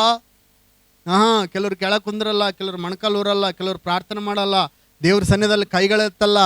ನಾನು ಯಾರು ಗೊತ್ತಾ? I am so. ನೀನು ಸೋ ಆಗಿದ್ದರೂ ಕೂಡ ಕೇವಲ ನರ ಮನುಷ್ಯ ಮಾತ್ರ. ದೇವ್ರ ಹತ್ರ ಬಂದಾಗ ನಾವು ಡಿಗ್ನಿಟಿ ಮೇಂಟೈನ್ ಮಾಡಬಾರ್ದು. ದೇವ್ರ ಹತ್ರ ಬಂದಾಗ ನಮ್ಮ ಸ್ಥಾನ, ನಮ್ಮ ಒಂದು ಮಾನ, ನಮ್ಮ ಗೌರವ ಅಲ್ಲ, ಎಲ್ಲ ಗೌರವಕ್ಕೆ ಆತನೊಬ್ಬನೇ ಯೋಗ್ಯನು. ಹಲ್ಲೆಲೂಯಾ. ಇವತ್ತು ಆತನ ಉಸಿರು ಕೊಟ್ಟಿದ್ದಕ್ಕೆ ನಾವು ಉಸಿರಾಡ್ತಾ ಇದೀವಿ, ಆತನ ಜೀವ ಕೊಟ್ಟಿದ್ದಕ್ಕೆ ನಾವು ಜೀವ ಕೊಟ್ಟಿದ್ದೀವಿ, ಜೀವದಿಂದ ಇದ್ದೇವೆ ಇವತ್ತು. ಇಲ್ಲ ಅಂತಂದ್ರೆ ಯಾವಾಗ ಹೋಗ್ಬಿಡ್ತಿದ್ವಿ? ಕೊರೋನಾದಾಗ ಹೋಗ್ಬಿಡ್ತಿದ್ವಿ. ಕೊರೋನಾದಾಗ ಎಷ್ಟು ಜನ ಹೋಗ್ಬಿಟ್ರು. ಕೆಲವರು ಕೊರೋನಾ ನಂಬೇ ಇಲ್ಲ, ಗೊತ್ತಾ ನಿಮಗೆ? ಕೊರೋನಾನೇ ಇಲ್ಲ ಅಂತಿದ್ರು. ಎಷ್ಟೋ ಡೆಡ್ ಬಾಡಿಗಳು ಸುಮ್ಮನೆ ಸತ್ತು ಹೋಗ್ತಿದ್ರು. ನಾವೊಂದು ಮನೆಗೆ ನೋಡಿದ್ವಿ, ತಂದೆ ಮಗ, ಒಬ್ಬನೇ ಮಗ, ದೊಡ್ಡ ಶ್ರೀಮಂತರು. ಒಂದೇ ಮನೆಗೆ ತಂದೆ ಮಗ ಇಬ್ಬರು ಡೆತ್ ಆದರು. ಆ ಮನೆಗೆ ಗಂಡು ಮಕ್ಕಳೇ ಇಲ್ಲ, ಬರೀ ಹೆಣ್ಮಕ್ಳು ಅದಾರೆ. ಅಂದರೆ ಎಷ್ಟೋ ಜನ ನೋಡ್ವಿ, ಕಣ್ಣು ಮುಂದೆ ಸತ್ತೋದ್ರು ಕೂಡ ಕೆಲವ್ರು ಕೊರೋನಾ ಇಲ್ಲ. ಯಾಕೆ ಹೇಳ್ರಿ? ಇವ್ರಿಗೆ ದೇವರು ಪ್ರೊಟೆಕ್ಷನ್ ಕೊಟ್ಟಿದ್ನು. ಹಲ್ಲೆಲೂಯಾ. ನನಗೆ ಎಷ್ಟು ಜನ ಬಂದರು, ಕೇಳಿದ್ರು, ಸರ್ ನಿಜವಾಗ್ಲೂ ಕೊರೋನಾ ಐತಾ? ಏನು ಇಲ್ಲ ಅಂತ ಕೇಳಿದ್ರು. ಕೊರೋನಾ ಐತೆ, ಆದರೆ ನಮಗೇನು ಮಾಡಲ್ಲ ಅಂದೆ ನಾನು. ಕೊರೋನಾ ಐತೆ, ಆದರೆ ನಮಗೆ ಏನು ಮಾಡಲ್ಲ. ಒಂದು ಸರಿ ಅವರಾದ್ನಾಗೆ ವಾಕ್ಯ ಕೇಳಕ್ಕೆ ಹೋಗಿನಿ, ಒಬ್ಬ ಸೇವಕರು ಬಂದಲ್ಲಿ, ಅಲ್ಲಿ ಯಾರೋ ಎಲ್ಲಿಂದನೋ ಬಂದರು, ಸ್ಯಾನಿಟೈಸರ್ ಹಚ್ಕೊಳ್ಳಿ ಫಸ್ಟರ್, ಸ್ಯಾನಿಟೈಸರ್ ಹಚ್ಕೊಳ್ರಿ ಅಂದ್ರೆ. ಸ್ಯಾನಿಟೈಸರ್ ಸುಮ್ಮನೆ ಅವನಿಗೋಸ್ಕರ ಹಚ್ಕೋಬೇಕಂತೇಳಿ ಅದು ಸ್ಯಾನಿಟೈಸರ್ ಹಚ್ಕೊಂಡೆ. ಮಾಸ್ಕ್ ಹಾಕ್ಕೊಂಡಿಲ್ಲ ನೀವು, ಇದೇ ನಮ್ಮನ್ನು ಕಾಪಾಡಿದ್ರಿ. ಇವಾಗ ಮಾಸ್ಕು ಮತ್ತು ಸ್ಯಾನಿಟೈಸರ್ ಹಲೋ, ಮೈ ತುಂಬ ಪ್ಯಾಕ್ ಮಾಡ್ಕೊಂಡು ಓಡಾಡೋರು ಕೂಡ ಹೋಗ್ಬಿಟ್ರೆ ಕೊರೋನಾದಾಗೆ. ಸ್ಯಾನಿಟೈಸರು, ಮಾಸ್ಕು ನಮ್ಮನ್ನು ಕಾಪಾಡಿಲ್ಲ, ದೇವ್ರ ಕೃಪೆ ನಮ್ಮನ್ನು ಕಾಪಾಡಿದೆ. ಹಲ್ಲೆಲೂಯಾ. ಕೆಲವ್ರು ಏನು ಗೊತ್ತಾ, ಹೊರಗೆ ಓಡಾಡಿದ್ರೆ ಕೊರೋನಾ ತಗಲ್ತದಂತೇಳಿ ಒಳಗೇ ಉಳ್ದಾರೆ. ಬರೀ ಎಲ್ಲ ಆನ್ಲೈನಿಗೆ ತರಿಸ್ಕೊಂಡ್ರಂತ, ಆದರೂ ಕೂಡ ಟಿಕೆಟ್ ಕನ್ಫರ್ಮ್ ಆಗೈತೆ ಅವ್ರದ್ದು. ಜರ್ನಿ ಬೆಳೆಸ್ಬಿಟ್ಟಾರೆ. ಆದರೆ ಇವತ್ತು ನಾನು ನೀನು ಜೀವಂತವಾಗಿದ್ದೇವಂದರೆ ಅದು ಕೇವಲ ದೇವರ ಕೃಪೆಯಾಗಿದೆ. ಆಮೇನ್, ಹಲ್ಲೆಲೂಯಾ. ಕೇವಲ ದೇವರ ಕೃಪೆ. ದೇವ್ರ ಮಕ್ಕಳೇ ಗಮನಿಸ್ರಿ, ರಾಜ ಈ ರೀತಿಯಾಗಿ ಆಜ್ಞೆ ಕೊಟ್ಟ. ಏನಂತ ಗೊತ್ತಾ? ಎಲ್ಲರ ಮುಂದೆ ಅವ್ರನ್ನ ಗೌರವಿಸ್ತಾನೆ. ಆ ಮೂರು ಜನರನ್ನ ಏನಂತ ಹೇಳ್ತಾನೆ ಗೊತ್ತಾ? ಏಯ್, ಇಷ್ಟು ದಿವಸ ನೀವು ಮಾಡಿದ್ರು ರೂಲ್ಸು ನನ್ನ ಕೈ ಕೆಳಗಿದ್ದು, ನನ್ನ ಕೈಯಿಂದ ನೀವೊಂದು ರೂಲ್ಸ್ ಮಾಡಿಸಿದ್ರಿ. ಏನಂತ? ಈ ಯಾರನ್ನ ಅಡ್ಡು ಬೆಳಂಗಿದ್ರಿ ಈ ಪ್ರತಿಮೆಗೆ ಅಡ್ಡು ಬೀಳ್ಬೇಕಂತೇಳಿ ನಾನೊಂದು ರೂಲ್ಸ್ ಮಾಡ್ತೀನಿ ಕೇಳ್ರಿ. ಯಾರಾನ ಒಂದು ವೇಳೆ ಆರಾಧನೆ ಮಾಡಬೇಕಂದ್ರೆ, ಯಾರಾದರೂ ಒಂದು ವೇಳೆ ದೇವರಿಗೆ ಅಡ್ಡು ಬೀಳ್ಬೇಕಂದ್ರೆ, ಈ ಶದ್ರಕ್ ಮೇಷಕ್ ಅಬೇದ್ನೆಗೋ ಎಂಬವರು ಯಾವ ದೇವರನ್ನ ಪೂಜಿಸ್ತಾ ಇದ್ದಾರೋ, ಯಾವ ದೇವರನ್ನ ಆರಾಧನೆ ಮಾಡ್ತಾ ಇದ್ದಾರೋ ಅದೇ ದೇವರಿಗೆ ನೀವು ಆರಾಧನೆ ಮಾಡಬೇಕು. ಹಲ್ಲೆಲೂಯಾ. ಈ ಶದ್ರಕ್ ಮೇಷಕ್ ಅಬೇದ್ನೆಗರ ದೇವರೇ ಜೀವವುಳ್ಳ ದೇವರು ಅಂತೇಳಿ ಇಡೀ ಎಲ್ಲ ನೆರೆದ ಸಭೆಯ ಮುಂದೆ ಅವರನ್ನು ಹೊಗಳಿ ಕೊಂಡಾಡಿ ಅವರನ್ನ ದೇವರು ಸನ್ಮಾನ ಮಾಡ್ತಾನೆ. ಹಲ್ಲೆಲೂಯಾ. ಅಂದರೆ ರಾಜನ ಕೈಯಲ್ಲಿ ಅವರಿಗೆ ಸನ್ಮಾನ ಆಗ್ತದೆ. ಎಷ್ಟು ಜನ ಇವತ್ತು ದೇವರಿಗೆ ಸನ್ಮಾನ ಮಾಡ್ತಾರೆ, ದೇವರಿಗೆ ಗೌರವ ಕೊಡ್ತಾ ಇದ್ದೀರಿ. ಆರಾಧನೆ ಮಾಡುವಾಗ ನಾವು ಬಾಯಿ ತೆರೆದು ಆರಾಧನೆ ಮಾಡಲು ಎಷ್ಟೋ ಜನ ಸಮಯಕ್ಕೆ ಸರಿಯಾಗಿ ಬರಂಗಿಲ್ಲ. ಭಾನುವಾರ ಅಂದರೂ ಕೂಡ ಬೆಳಗ್ಗೆ ಮೊಬೈಲ್ ಹಿಡ್ಕೊಂಡು ಶಾರ್ಟ್ಸ್ ನೋಡ್ತಾ ಇರ್ತಾರೆ ಎಷ್ಟೋ ಜನ, ರೀಲ್ಸ್ ನೋಡ್ತಾ ಇರ್ತಾರೆ ಎಷ್ಟೋ ಜನ. ಬೆಳಗ್ಗೆ ಎದ್ದ ತಕ್ಷಣ ಆರಾಧನೆ. ಬೆಂಗಳೂರಲ್ಲಿ ಆರಾಧನೆ ಎಷ್ಟು ಗಂಟೆಗೆ ಸ್ಟಾರ್ಟ್ ಆಗೋದು ಗೊತ್ತ್ರಿ? 6 ಗಂಟೆಗೆ. ಎಷ್ಟು ದೂರ ಇರ್ತಾರೆ ಗೊತ್ತಾ? ಅವರು ಸುಮಾರು 15, 20, 30 ಕಿಲೋಮೀಟರ್ ದೂರ ಇರ್ತದೆ. ಫಸ್ಟ್ ಸರ್ವಿಸ್ 6 ಗಂಟೆಗೆ, ಸೆಕೆಂಡ್ ಸರ್ವಿಸ್ 8 ಗಂಟೆಗೆ, 3ನೇ ಸರ್ವಿಸ್ 10 ಗಂಟೆಗೆ. 4-5 ಸಭೆಗಳು ನನಗೆ ಗೊತ್ತು. ಬೆಳಿಗ್ಗೆ ಎಲ್ಲ ಫುಲ್ಲು. ಎಲ್ಲಿರ್ತಾರೆ ಅವರು? ಅಲ್ಲಿರ್ತಾರೆ. ಸರ್, ಅವರು ಅನ್ನ ಉಣ್ತಾರೆ ರೀ, ಮತ್ತು ನಾವೇನು ಮಣ್ಣ ತಿಂತೀವಿ? ನಾವು ಉಣ್ಣೋದು ಅನ್ನನೇ, ಅವರು ಉಣ್ಣೋದು ಅನ್ನನೇ. ಅವರಿಗೂ 2 ಕೈ 2 ಕಾಲೇ ಇರೋದು, ನಮಗಿರೋದು 2 ಕೈ 2 ಕಾಲೇ ಇರೋದು. ಎಷ್ಟೋ ಜನರು ಆರಾಧನೆ ಮುಗಿದು ವಾಕ್ಯ ಮುಗಿಯೋಕರೆ ಕೂಡ ಬರ್ತಾರೆ. ಸ್ತೋತ್ರ. ಒಂದು ಸಾರಿ ಮೊನ್ನೆ ಕಮ್ನೇಣ ಸಂಡದಾಗ ಅನ್ನ ಜಾಸ್ತಿ ಮಾಡಿಬಿಟ್ಟಿದ್ದೆವು. ಅನ್ನ ಸಾರು ಜಾಸ್ತಿ ಮಾಡಿ ನೋಡ್ತೀನಿ, ವಾಕ್ಯ ಸ್ಟಾರ್ಟ್ ಮಾಡೀನಿ, ಮಂದಿನೇ ಇಲ್ಲ. ಎಪ್ಪೋ ದೇವರು ಎಲ್ಲ ಉಳಿತಲಪ್ಪ ಅನ್ಕೊಂಡಿನಿ. ವಾಕ್ಯ ಹೇಳ್ತದೀನಿ. ಆಮೇಲೆ ಲಾಸ್ಟ್ ವಾಕ್ಯ ಮುಗಿಯೋದು ನೋಡಿದ್ರೊಳಗೆ ಫುಲ್ ಆಗಿಬಿಟ್ಟತ್ತು. ಯಾಕೆ ಹೋಗ್ಲಿ ಬಿಡತ್ತಲ್ಲ, ಅನ್ನ ಸಾರೆಲ್ಲ ಖಾಲಿ ಐತಲ್ಲ ಅನ್ಕೊಂಡೆ ಮನಸ್ಸಿನಾಗ. ಹಲ್ಲೆಲೂಯಾ. ಆದರೆ ನಾನು ಸಮಾಧಾನ ಆಗ್ಬೋದೇನೋ, ದೇವ್ರ ಸಮಾಧಾನ ಆಗಂಗಿಲ್ಲ. ಹಲ್ಲೆಲೂಯಾ. ನಾನು ಹೋಗ್ಲಿ ಬಿಡ ಅಂತ ಸುಮ್ಮನೆ ಇರ್ಬೋದೇನೋ, ದೇವ್ರು ಹೋಗ್ಲಿ ಬಿಡ ಅಂತ ಸುಮ್ಮನೆ ಇರಂಗಿಲ್ಲ. ದೇವರು ಯಾರು ಆತನನ್ನು ತಿರಸ್ಕಾರ ಮಾಡ್ತಾರೋ ಅವ್ರನ್ನ ದೇವರು ತಿರಸ್ಕಾರ ಮಾಡ್ತಾನೆ. ಎಷ್ಟೋ ಜನ ಒಳಗೆ ಆರಾಧನೆ ನೀಡ್ತಿದ್ರು, ಹೊರಗೋಗಿ ವ್ಯರ್ಥವಾದ ಸಮಯ ಕಳೆಯೋರನ್ನ ನೋಡಿದ್ದೀನಿ. ಇಲ್ಲಲ್ಲ ಬಿಡ್ರಿ, ಬೇರೆ ಕಡೆಗೆ ಒಳಗೆ ಆರಾಧನೆ ನಡೀತಾ ಇರ್ತತೆ, ಒಳಗೋಗಿ ಹೊರಗೋಗಿ ಆಟದ ಕುಂತು ಪಂಟೊಡೆಯರ್ನ ನೋಡಿ ನಾನು. ಸುದ್ದಿಗಳನ್ನ ಮಾತಾಡ್ಕೊಂತ ಹೊರಗೋಗಿ ಕನ್ನಡಿ ಮುಂದೆ ನಿಂತ್ಕೊಂಡು 1 ಗಂಟೆ ತನಕ ಸುಮ್ಮನೆ ಶಾರ್ಟ್ ನೋಡ್ಕೊಂತ ಸ್ಟೇಟಸ್ ನೋಡ್ಕೊಂತ ಇರೋನು ಕೂಡ ನೋಡಿನಿ. ಆದರೆ ಇಂಥವ್ರನ್ನು ಕೂಡ ನೋಡಿನಿ. ಎಂಥವ್ರನ್ನ ಗೊತ್ತಾ? ಆರಾಧನೆ ಸ್ಟಾರ್ಟ್ ಆಗೋಕ್ಕಿಂತ ಮುಂಚೆ ಬಂದು ಆಲಯದಲ್ಲಿ ಕೆಲಸ ಮಾಡಿ ಮಣ್ಕಲೂರಿ, ಕರ್ತನೆ ಆಲಯವನ್ನು ತುಂಬಿಸಪ್ಪ, ಕರ್ತನೆ ನಮ್ಮನ್ನು ಆಶೀರ್ವಾದ ಮಾಡಿ, ನಮ್ಮ ಅಭಿಷೇಕ ಮಾಡಂತೇಳಿ ಆರಾಧನೆಗಿಂತ ಮುಂಚೆ ಬಂದು ಕುಂತು ಮಣ್ಕಲ್ ಆರನ್ನ ನೋಡಿದ್ದೇನೆ. ಹಲ್ಲೆಲೂಯಾ. ಮಣ್ಕಲಿಂದ ಆರಾಧನೆ ಮಾಡೋರನ್ನ ದೇವರು ಅಲ್ಲೇ ಇಟ್ಟಿಲ್ಲ. ನಾನೇ ಎಕ್ಸಾಂಪಲ್. ಅದಕ್ಕೆ ಆರಾಧನೆಗಿಂತ ಮುಂಚೆ ದೇವ್ರ ಸನ್ನಿಧಿಗೆ ಹೋಗ್ತಾ ಇದ್ದೆ. ಆ ಅವಿದ್ಯಾವಂತನಾದ ನನ್ನನ್ನು ದೇವರು ಇವತ್ತು ಶ್ರೇಷ್ಠರ ಜೊತೆಗೆ ಕುಳಿತುಕೊಳ್ಳುವ ಸಾಹಸ ದೇವರು ಕೃಪೆಯನ್ನು ಕೊಟ್ಟಿದ್ದಾನೆ. ಹಲ್ಲೆಲೂಯಾ. ಎಮ್ಮೆ ಗೋಲ್ಡ್ ಮೆಡಲ್ಗಳು, ಶ್ರೇಷ್ಠರ ಒಂದು ಸ್ನೇಹಿತರೆನಿಸಿಕೊಳ್ಳುವಂಥ ಕೃಪೆ ದೇವರು ಕೊಟ್ಟನು. ಅಜ್ಞಾನಿಯಾದ ನನಗೆ ದೇವರು ಜ್ಞಾನ ಕೊಟ್ಟನು, ವಿದ್ಯಾಭ್ಯಾಸವನ್ನು ಕೊಟ್ಟನು. ಹಲ್ಲೆಲೂಯಾ. ಯಾವುದಕ್ಕೂ ಕೆಲಸಕ್ಕೆ ಬಾರದವನು ನಾನು. ಹೋಟ್ಲಾಗೆ ಎಂಜಲ ತೊಳೆದವನು ನಾನು. ಎಂಜಲ ತೊಳೆಯೋಕ್ಕೂ ಕೂಡ ಲಾಯಕ್ಕಿಲ್ಲ ಅಂತ ನನ್ನ ತಳ್ಳಿಬಿಟ್ಟವ್ರನ್ನ ದೇವರು ಆರಿಸಿಕೊಂಡನು. ಹಲ್ಲೆಲೂಯಾ. ಒಂದು ಮಾತ್ರ ಸತ್ಯ, ದೇವರಿಗೆ ಪ್ರಾಮುಖ್ಯತೆ ಕೊಡೋದನ್ನು ನಾನು ಕಲ್ತ್ಕೊಂಡೆ ಅಷ್ಟೇ. ನನ್ನ ಜೀವನದಲ್ಲಿ ಯಾರಿದ್ದರೂ ಯಾರಿಲ್ಲದಿದ್ದರೂ ಕೂಡ ದೇವರು ಒಬ್ಬನಿದ್ರೆ ಸಾಕು ಅಂತ ಅಂದ್ಕೊಂಡೆ. ಇವತ್ತಿಗೂ ಅದನ್ನೇ ಹೇಳ್ತೀನಿ. ಇವತ್ತು ಇವರಿಂದಲೇ ನಡೀತತೆ, ಇವರೇ ಅಂತ ನನಗೆ ಯಾರೋ ಒಬ್ಬ ಬಂದು ಕೇಳಿದ್ರು, ಫಸ್ಟೇ ನಿಮಗೆ ಯಾರ ಮೇಲೆ ಭರವಸೆ ಎಷ್ಟು ಜಾಸ್ತಿ ಅಂತ. ನಾನಂದೆ, ದೇವರೊಬ್ಬನ ಮೇಲೆ ಭರವಸೆ ನನಗೆ. ಯಾವ ಮನುಷ್ಯನ ಮೇಲೂ ಭರವಸೆ ಇಲ್ಲ, ದೇವರೊಬ್ಬನೇ ಕೊನೆವರೆಗೂ ನಿಲ್ತಾನೆ. ಆಮೇನ್, ಹಲ್ಲೆಲೂಯಾ. ಆದರೆ ಇವತ್ತು ನಾನು ಹೇಳ್ತೀನಿ, ಯಾರ್ಯಾರೆಲ್ಲ ದೇವರಿಗೆ ಪ್ರಾಮುಖ್ಯತೆ ಕೊಡ್ತೀರೋ, ಯಾರೆಲ್ಲ ದೇವ್ರನ್ನ ಸನ್ಮಾನಿಸ್ತಿರೋ, ಯಾರೆಲ್ಲ ದೇವ್ರಿಗೆ ಗೌರವ ಕೊಡ್ತಿರೋ, ದೇವರು ನಮಗೆ ಗೌರವ ಕೊಡ್ತಾನೆ. ನಾನು ಹೇಳಿದೆ, ದೇವರು ಕೊಟ್ಟರೆ ಗೌರವ, ಸುಮ್ಮನೆ ಇರಂಗಿಲ್ಲ. ನಾನು ಹೇಳಿದ್ನಲ್ಲ, ಆ ರಾಜ ಆ ಮಂತ್ರಿನ ಕೇಳಿದಂತೆ, ರಾಜ ಸನ್ಮಾನ ಮಾಡ್ಬೇಕಂದ್ರೆ ಹೆಂಗೆ ಮಾಡ್ಬೇಕಂತ ಕೇಳಿದ್ರೆ ಅವನು ನನಗೆ ಅನ್ಕೊಂಡು ಹಿಂಗೆ ಹೇಳ್ಬಿಟ್ಟ. ಹಲ್ಲೆಲೂಯಾ. ಆದರೆ ದೇವ್ರ ಮಕ್ಕಳಿಗೆ ಗಮನಿಸ್ರಿ, ದೇವ್ರು ನಿಮ್ಮನ್ನು ಸನ್ಮಾನ ಮಾಡಬೇಕಾ? ದೇವ್ರು ನಿಮ್ಮನ್ನು ಗೌರವಿಸ್ಬೇಕಾ? ಹಾಗಾದ್ರೆ ನೀವು ದೇವ್ರನ್ನ ಗೌರವಿಸ್ಬೇಕು. ಇವತ್ತು ಹೆಚ್ಚಾಗಿ ಎಲ್ಲರನ್ನೂ ನಾವು ಪ್ರೀತಿ ಮಾಡಬೇಕು, ಆದರೆ ದೇವರಿಗಿಂತ ಹೆಚ್ಚಾಗಿ ಯಾರನ್ನೂ ಗೌರವಿಸಬಾರ್ದು. ಅಲ್ಲಲ್ಲೂಯ್ಯ. ಅಂದರೆ ದೇವ್ರಿಗೆ ಕೊಡಬೇಕಾದ ಗೌರವವನ್ನು, ಈಗ ಉದಾಹರಣೆ, ನಮಗೆ ದೇವರೇ ದೇವರಾಗಿದ್ದಾನೆ, ನಾವು ಬೇರೆಯವ್ರಿಗೆ ಹೋಗಿ ನೀನೇ ನನ್ನ ದೇವ್ರ ಅಂದರೆ, ನಮಗೆ ಯೇಸು ಒಬ್ಬನೇ ದೇವರು. ಆಮೇನ್, ಹಲ್ಲೆಲೂಯಾ. ಬೇರೆಯವ್ರಿಗೆ ಹೋಗಿ ಏನೋ ನಮಗೆ ಇದು ಮಾಡ್ತಾರೆ, ಏನೋ ನಮಗೆ ಸಹಾಯ ಮಾಡ್ತಾರೆ, ಏನೋ ನಮಗೆ ಹೂವಿನಾರ ಹಾಕ್ತಾರೆ, ಏನೋ ನಮಗೆ ಇದು ಮಾಡ್ತಾರೆ ಅಂತೇಳಿ ಮನುಷ್ಯರನ್ನು ನಾವು ದೇವ್ರು, ನೀನೇ ನನಗೆ ದೇವರು, ನನ್ನ ಪಾಲಿನ ದೇವರು ಅಂದ್ಬಿಟ್ರೆ, ದೇವರೇ ನಮಗೆ ದೇವರಾಗಿ ಆತನಿಗೆ ಕೊಡಬೇಕಾದ ಸ್ಥಾನ ಯಾವ ಮನುಷ್ಯನಿಗೂ ಕೊಡುವಾಗಿಲ್ಲ. ಹಲ್ಲೆಲೂಯಾ. ಇವತ್ತು ನಾವು ಹೆಚ್ಚಳ ಪಡಬಾರ್ದು, ದೇವರಿಗೆ ಸಲ್ಲಿಸ್ಬೇಕು. ಎಷ್ಟೋ ಹಳ್ಳಿಗಳಲ್ಲಿ ಹೋದಾಗ ಅವ್ರಿಗೆ ಗೊತ್ತಿರಲ್ಲ, ಅಪ್ಪರೇ ಅಂತ ಅಡ್ಬೆಳಕ್ಕೆ ಬರ್ತಾರೆ. ನಮಗೆ ನಾವು ದೇವರ ಸೇವಕರಷ್ಟೇ, ಪೋಸ್ಟ್ ಮ್ಯಾನ್ ಅಷ್ಟೇ, ನಾವು ಯಾಜಕರಷ್ಟೇ. ಅಂದರೆ ದೇವ್ರ ಬಲಿಕ್ಕೆ ನಿಮ್ಮನ್ನು ಕರ್ಕೊಂಡೋಗಿ ದೇವರಿಗೆ ನಿಮಗೆ ಪರಿಚಯ ಮಾಡಿಸೋರಷ್ಟೇ ನಾವು. ಹಲ್ಲೆಲೂಯಾ. ಒಂದು ಮಾತ್ರ ಸತ್ಯ, ನಾವು ಹೇಳೋ ವಾಕ್ಯ ಕೇಳಿದ್ರೇ ನಿಮಗೆ ರಕ್ಷಣೆ ಆಗೋದು. ದೇವ್ರು ನಮ್ಮ ಒಳಗಿದ್ಕೊಂಡು ಮಾತಾಡ್ತಾನೆ, ಆದರೆ ದೇವರಿಗೆ ಮಾತ್ರ ನೀವು ಆರಾಧನೆ ಮಾಡಬೇಕು, ನಮ್ಮನ್ನು ಪ್ರೀತಿ ಮಾಡಬೇಕು, ನಾವು ಹೇಳಿದ ಮಾತನ್ನು ನೀವು ಕೇಳಬೇಕು. ಆಮೇನ್, ಹಲ್ಲೆಲೂಯಾ. ಎಷ್ಟೋ ಹಳ್ಳಿಗಳ ಕಾಲಿಗೆ ಬೀಳಕ್ಕೆ ಬರ್ತಾರೆ ನಮಗೆ, ಅಪ್ಪರೇ ನೀವು ಬಂದು ಪ್ರೇಯರ್ ಮಾಡೋದ್ರಲ್ಲ, ಎಲ್ಲ ಒಳ್ಳೇದಾಯ್ತು. ಇಲ್ಲ, ನಾವಲ್ಲ, ಯೇಸುನೇ ಆತನೊಬ್ಬನೇ ಆರಾಧನೆಗೆ ಯೋಗ್ಯನು, ಆತನಿಗೆ ಪ್ರಾರ್ಥನೆ ಮಾಡಬೇಕು, ದೇವರಿಗೆ ಹೇಳ್ಬೇಕು ನಾವು, ದೇವರೇ ನಮ್ಮನ್ನು ಗುಣಪಡಿಸಿದ್ದಕ್ಕಾಗಿ ಸ್ತೋತ್ರ ಅಂತೇಳಿ. ಆಮೇನ್, ಹಲ್ಲೆಲೂಯಾ. ಎಲ್ಲರೂ ಎದ್ದು ನಿಂತ್ಕೊಂಡು ನಾವು ಪ್ರಾರ್ಥನೆ ಮಾಡ್ಲಿಕ್ಕೆ ಹೋಗೋಣ. ಇವತ್ತು ದೇವ್ರ ಮಗುವೆ, ಎಷ್ಟು ಜನ ದೇವರನ್ನ ಗೌರವಿಸುವವರಿಲ್ಲಿದ್ದೀರಿ, ದೇವರನ್ನು ಸನ್ಮಾನಿಸುವರಿದ್ದೀರಿ, ಅಥವಾ ದೇವ್ರನ್ನ ನಾವು ತಿರಸ್ಕಾರ ಮಾಡ್ತಾ ಇದ್ದೀವ? ಎಷ್ಟು ಸಾರಿ ಪ್ರಾರ್ಥನೆ ಮಾಡಬೇಕಂತೇಳಿ ದೇವರ ಆತ್ಮ ಹೇಳಿದ್ರು ಕೂಡ ಪ್ರಾರ್ಥನೆ ಇಲ್ದಂಗೆ ಜೀವಿಸ್ತಾ ಇದ್ದೀರಿ. ಎಷ್ಟು ಸಾರಿ ದೇವ್ರ ವಾಕ್ಯ ಓದಬೇಕು ಅಂತೇಳಿ ಪವಿತ್ರಾತ್ಮ ದೇವರು ಹೇಳಿದ್ರು ಕೂಡ ದೇವ್ರ ಮಾತನ್ನು ತಿರಸ್ಕಾರ ಮಾಡ್ತಾ ಇದ್ದೀವಿ. ಪ್ರಾರ್ಥನೆ ಇಲ್ಲದೆ, ವಾಕ್ಯ ಇಲ್ಲದೆ, ಆರಾಧನೆ ಇಲ್ಲದೆ, ದೇವರ ಸನ್ನಿಧಿ ಇಲ್ಲದೆ, ದೇವ್ರ ಜೊತೆಗಿನ ಸಹವಾಸ ಇಲ್ಲದೆ ಎಷ್ಟೋ ಸಾರಿ ನಾವು ಲೋಕದಲ್ಲಿ ವ್ಯರ್ಥವಾದ ಸಮಯ ಕಳೀತಾ ಇದ್ದೀವಿ. ದೇವ್ರು ಹೇಳ್ತಾ ಇದ್ದಾನೆ, ಮಗನೇ ನನಗೆ ನೀನು ಬೇಕು, ಪ್ರಾರ್ಥನೆ ಮಾಡು ಅಂತೇಳಿ ದೇವ್ರ ವಾಕ್ಯದಲ್ಲಿ ಬರೆಯಲ್ಪಟ್ಟಿದೆ. ದೇವ್ರು ಹೇಳ್ತಿದ್ದಾನೆ, ನೀನು ನನ್ನನ್ನು ಆರಾಧಿಸಬೇಕು. ದೇವ್ರ ವಾಕ್ಯ ಹೇಳ್ತದೆ, ಯಾರು ಆತನಿಗೆ ಸ್ತುತಿ ಸ್ತೋತ್ರದ ಯಜ್ಞಗಳನ್ನು ಸಮರ್ಪಿಸ್ತಾರೋ ಅವರೇ ದೇವರನ್ನು ಗೌರವಿಸುವವರು ಎಂಬುದಾಗಿ.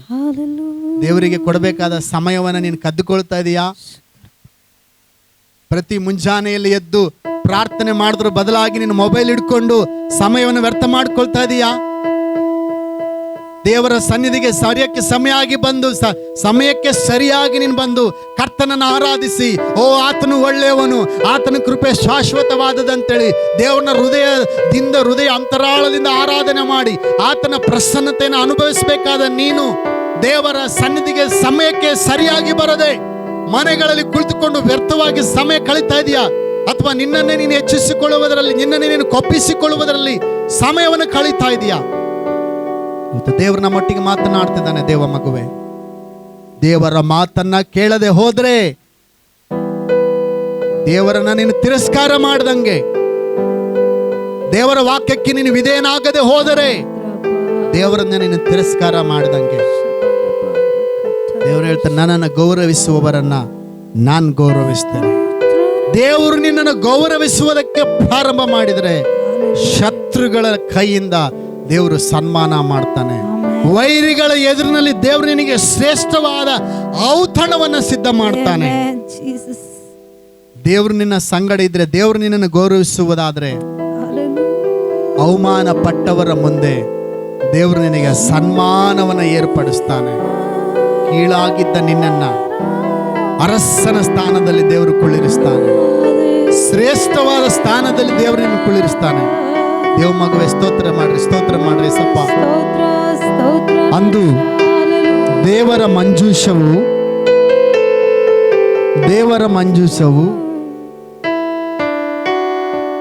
ಅಭಿದೋಮನ ಮನೆಯಲ್ಲಿ ವರ್ಷಾನುಗಟ್ಲೆ ಇತ್ತು. ಅವನ ಮನೆ ಆಶೀರ್ವಾದವನ್ನೇ ಇಲ್ಲ. ಆದರೆ ಒಬಿದಾಮನ ಮನೆಯಲ್ಲಿ 3 ತಿಂಗಳು ದೇವರ ಮಂಜೂಷ ಇತ್ತು. ದಾವಿದನ ಕಾಲಘಟ್ಟದಲ್ಲಿ ದೇವ ದರ್ಶನ ಗುಡಾರ ಇಲ್ಲದೆ ಇರುವುದರ ನಿಮಿತ್ತವಾಗಿ ಆ ಮಂಜೂಷ ಪೆಟ್ಟಿಗೆಯನ್ನು ತೆಗೆದುಕೊಂಡು ಹೋಗಿ ಓಬದೇಮನ ಮನೆಯಲ್ಲಿ ಇಟ್ಟರು. 3 ತಿಂಗಳ ಕಾಲ ಆ ಮನೆಯಲ್ಲಿತ್ತು.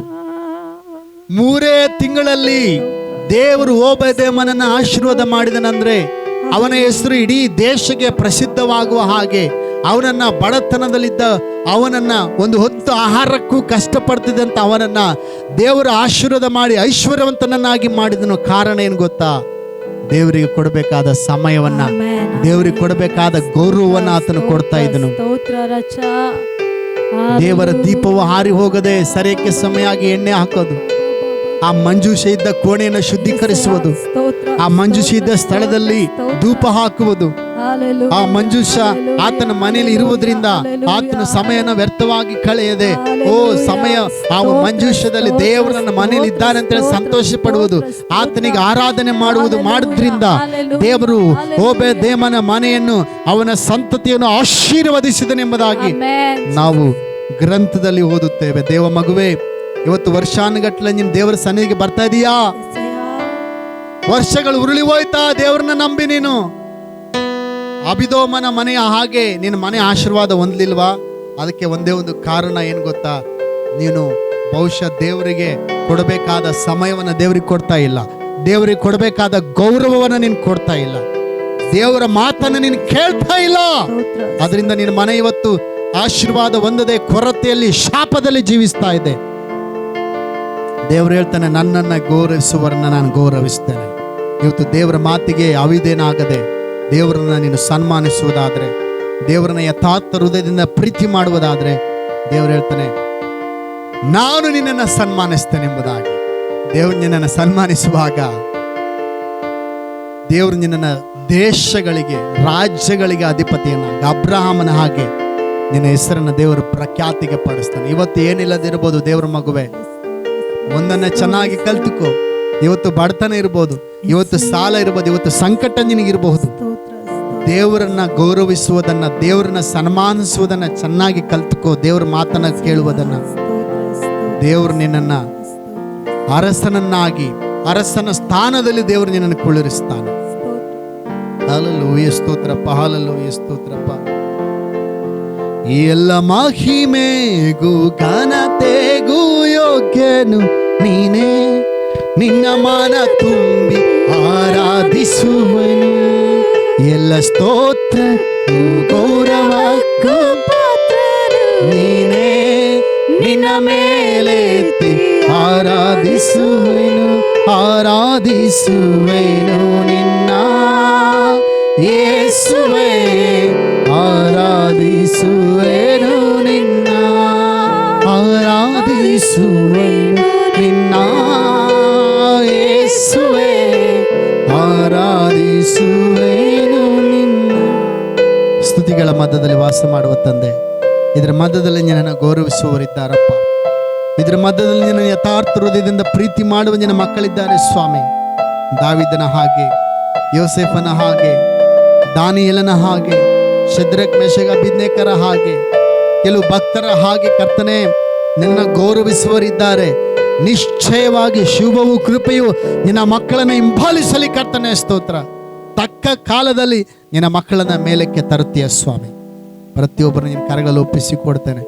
ಆಶೀರ್ವಾದ ಮಾಡಿ ನಿನ್ನ ಕೃಪೆಯಲ್ಲಿ ನಡೆಸಬೇಕಾಗಿ ಯೇಸುವಿನ ದಿವ್ಯನಾಮದಲ್ಲಿ ನಂಬಿಕೆಯಿಂದ ಪ್ರಾರ್ಥಿಸಿ ಬೇಡಿ ಹೊಂದಿದ್ದೇವೆ ಜೀವಳ ಪರಲೋಕ ತಂದೆಯಾದ ದೇವರೇ, ಆಮೇನ್. ಹಾಗೆ ನಿಂತಿರುವಾಗ ಎಲ್ಲರೂ ಜೋರಾಗಿ ಆಮೇನ್. ಆಮೇನ್. ಸರಿ, ನಾವು